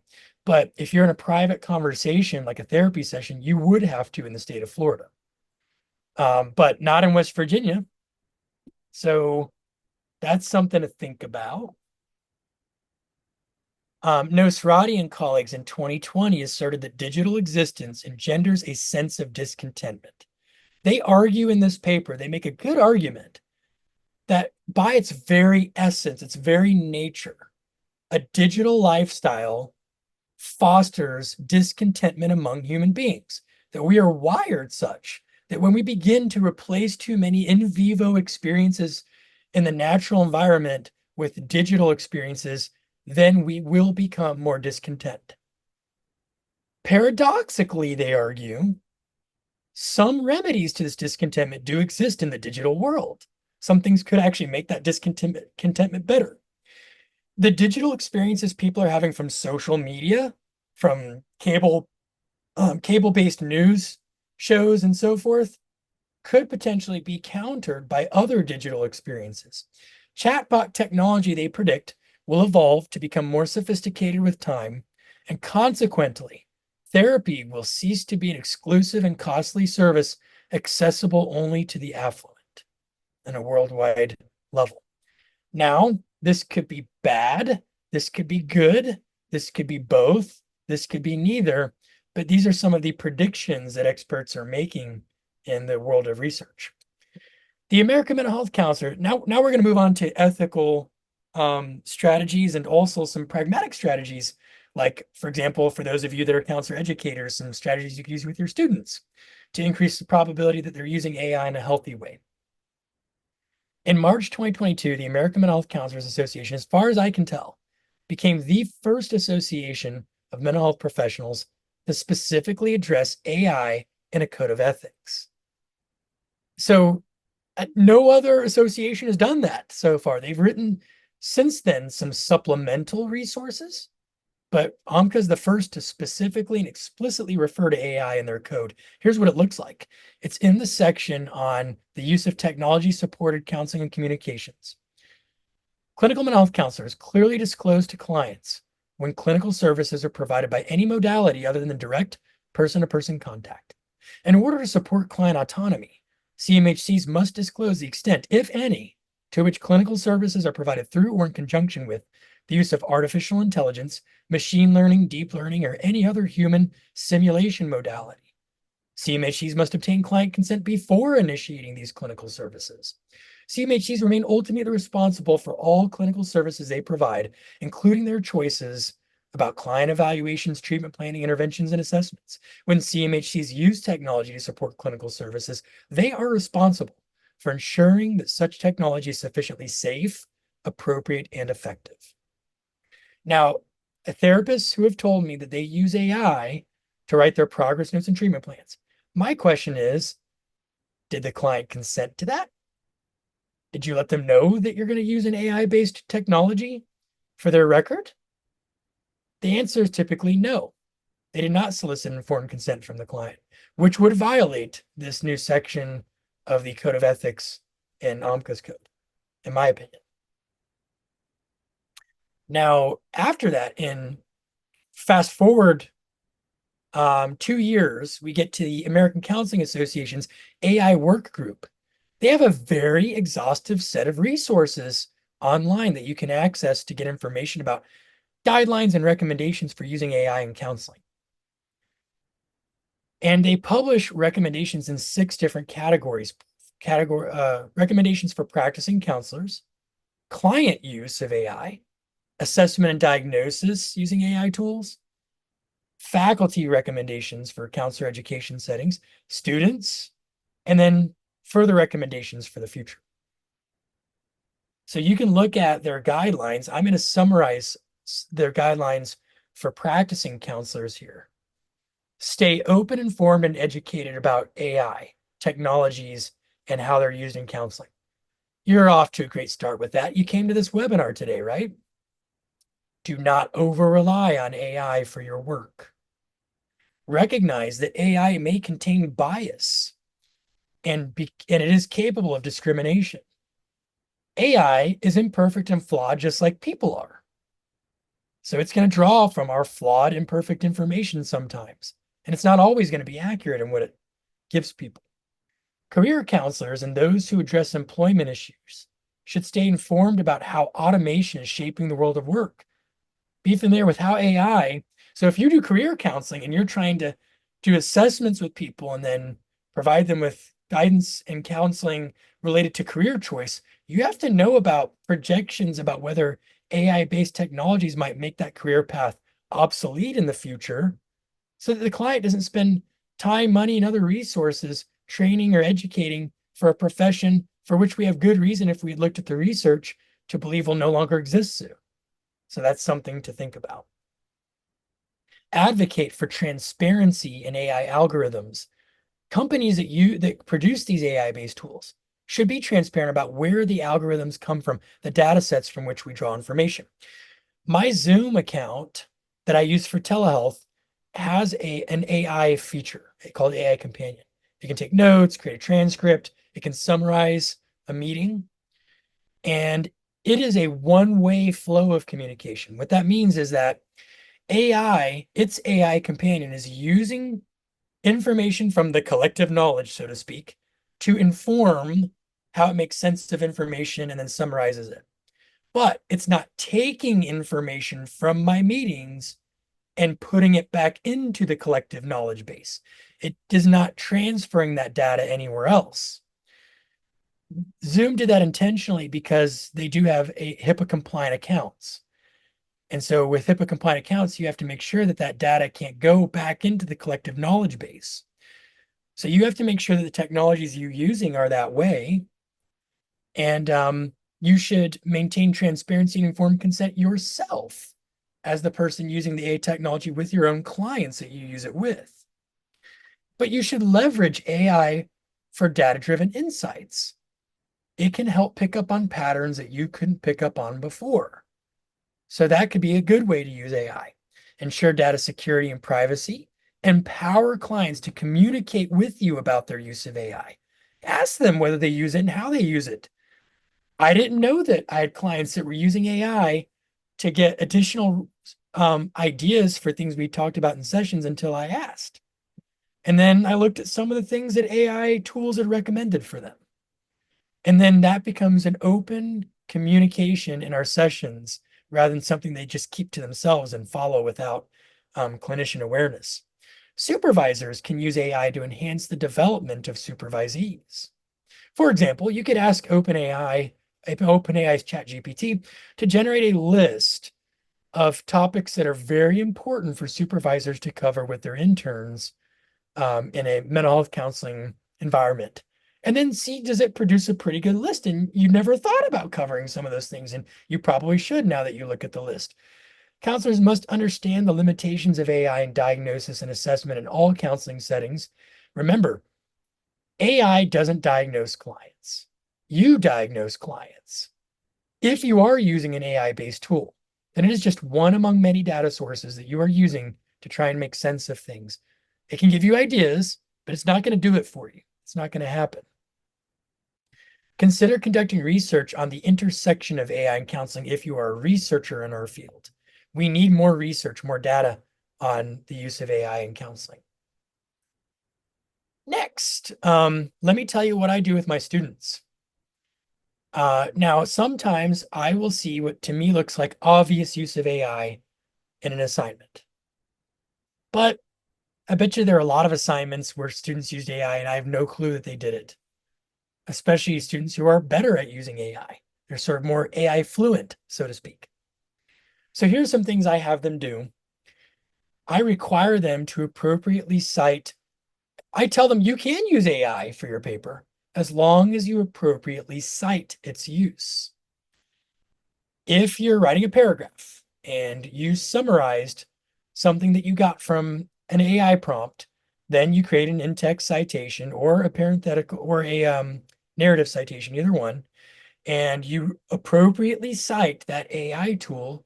And the APA does have an official format for how you can source AI in your writings.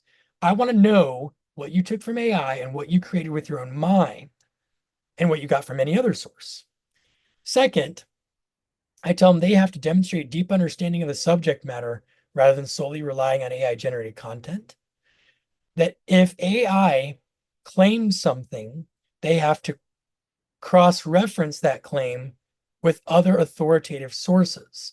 They have to fact check AI, in other words. You can't just blindly use what AI told you.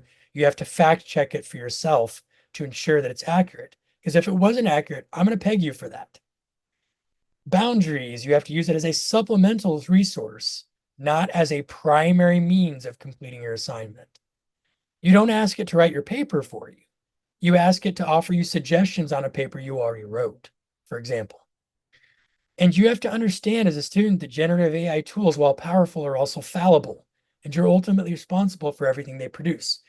Now, one strategy that I use sometimes is if I have an assignment where I think it's super easy to use AI and to get away with it without doing the work yourself, I will do something like this. I think I have it on the next slide. Let's see. Yeah, here we go. This is an example of an assignment. This one's in a forensic psychology class, where we're using the case of Andrea Yates as an example for the not guilty by reason of insanity plea. I said, cite at least 3 factors or behaviors exhibited by Andrea Yates that suggest that she meets the criteria for not guilty by reason of insanity, and at least 3 factors and behaviors that suggest that she does not meet NGRI criteria. I want them to argue both sides using facts. You must cite one of the sources from Module 11 for each factor or behavior, including the page, paragraph, or slide number or timestamp of the cited material. Now I'm forcing them to go into the reference material in the module and pull the data from the material I gave them, not from an AI tool that doesn't have access to this information. Third, you must and also I can now go to that exact place on a line or in a timestamp or in a paragraph, and I can see whether it truly said what they said it said. Third, you must link each factor to one of the NGRI legal standards discussed in the module, providing in-text citations that include the page, paragraph, slide number, or timestamp of the cited material. So sometimes they'll ask AI to create three factors or behaviors that suggest that Andrea Yates not guilty by reason of insanity. And it will draw from standards that we did not discuss in the class. Well, that would be a clue that they're not using the resources that we're giving them, that they're using something else, quite possibly AI. So technically, if they get points deducted because of that, which they will, I'm not deducting them for using AI because I can't prove whether they used AI or not. I'm deducting them for not following these instructions, or sometimes for plagiarism because they're using fake, fictitious sources. I can't prove that they used AI for that. I can prove that they used fake sources and that is plagiarism. So what I did with my students was, in a class, I drafted a sample AI policy for the class. I brought it to the students and I asked them to examine the policy I made and point out anything they think should be changed. Maybe they think something's not fair in it. Maybe they think something should be added to it that's not already there. Maybe they think something should be deleted or revised in the policy.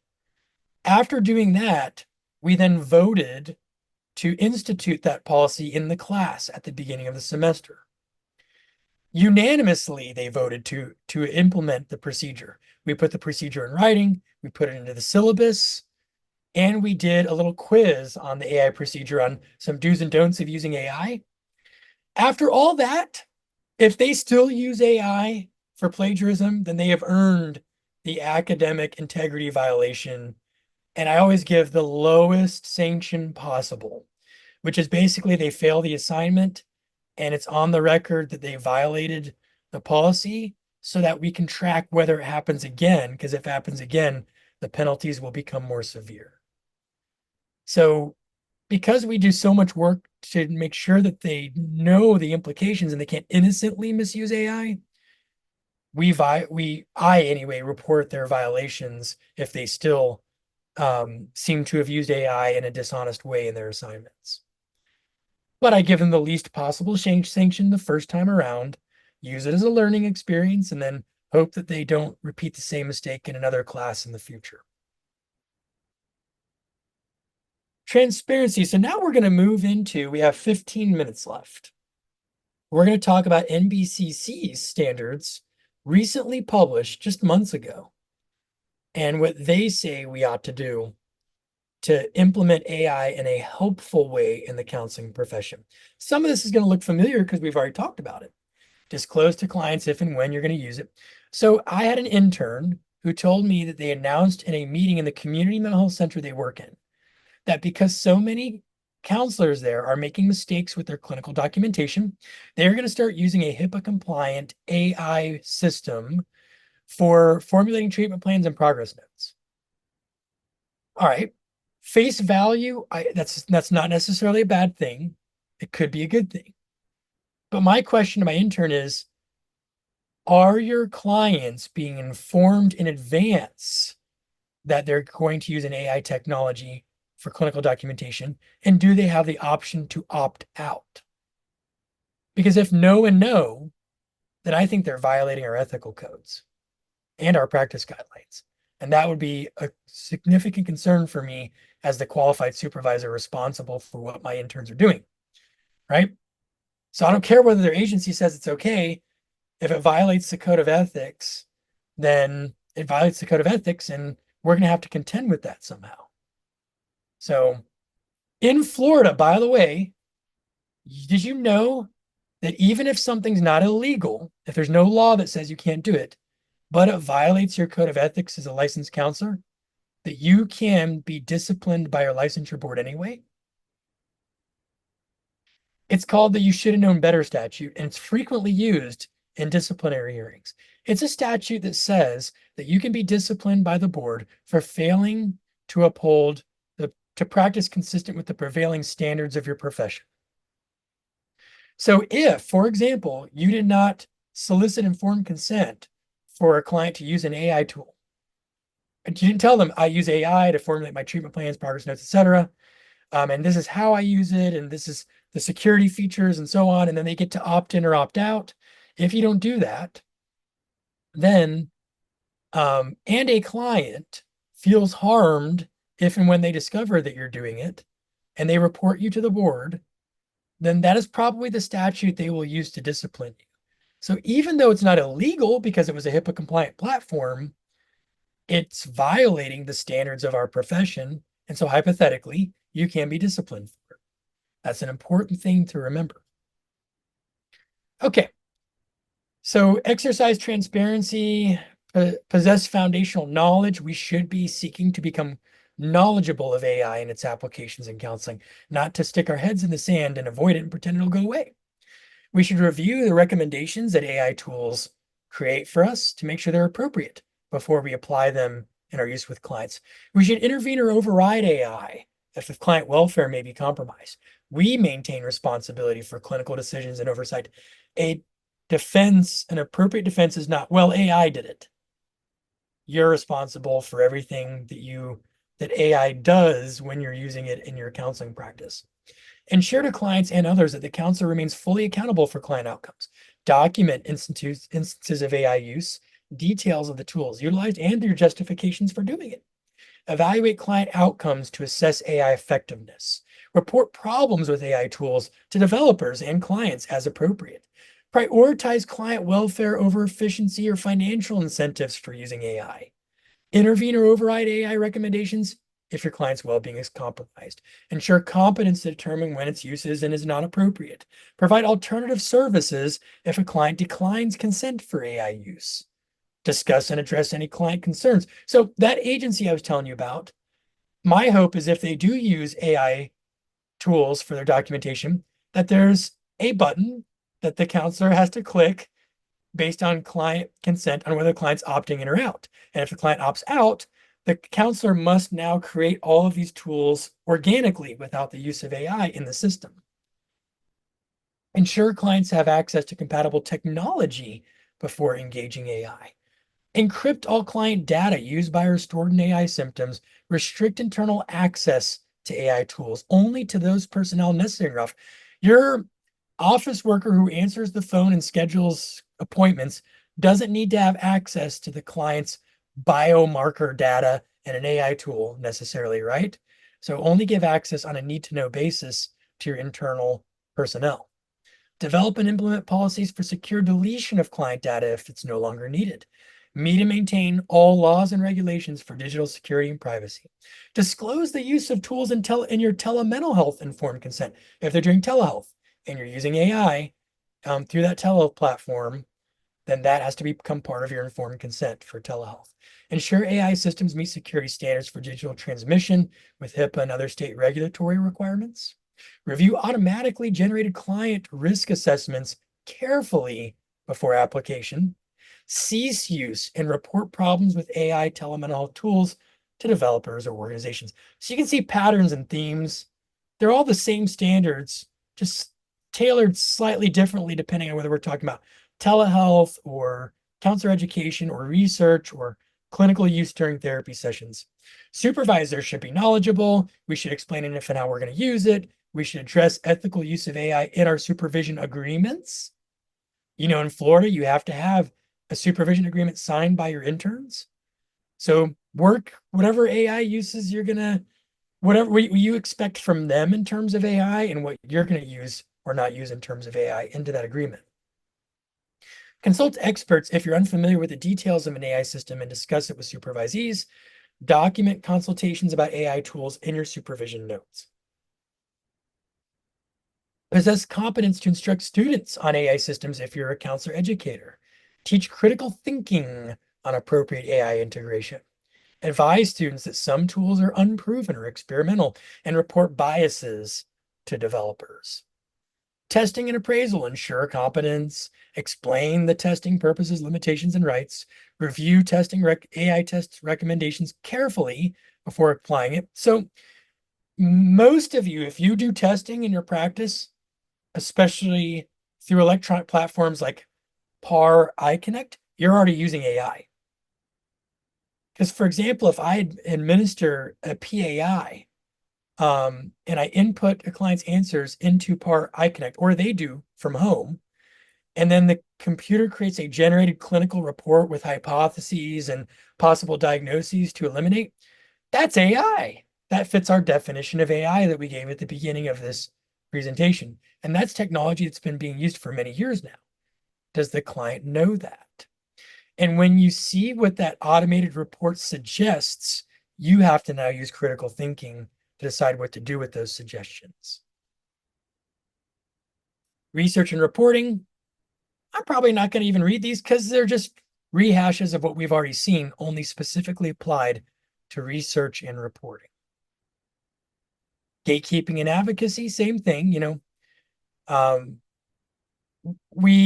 If we're going to use AI tools from a gatekeeping perspective, then we have to know what those tools are. We have to know what they're doing, and we have to sort of supplement what AI is suggesting with our own knowledge base or the information that we gather. We have to be attentive to possible client harm, advocate for appropriate safeguards, stay informed on AI risks to maintaining cultural competence, which we talked about earlier. So I'm going to offer a summary and then open it up for questions and ideas. AI is here. It's not going anywhere. The cat's out of the bag. We are counselors and counselor educators and counseling researchers and counseling supervisors. We're leaders. Whether you think of yourself as a leader or not, if you look at the definition of leadership and you look at the definition of counseling, they're awfully close because they both involve some form of leading somebody or some people in an effort to help them accomplish goals that they have.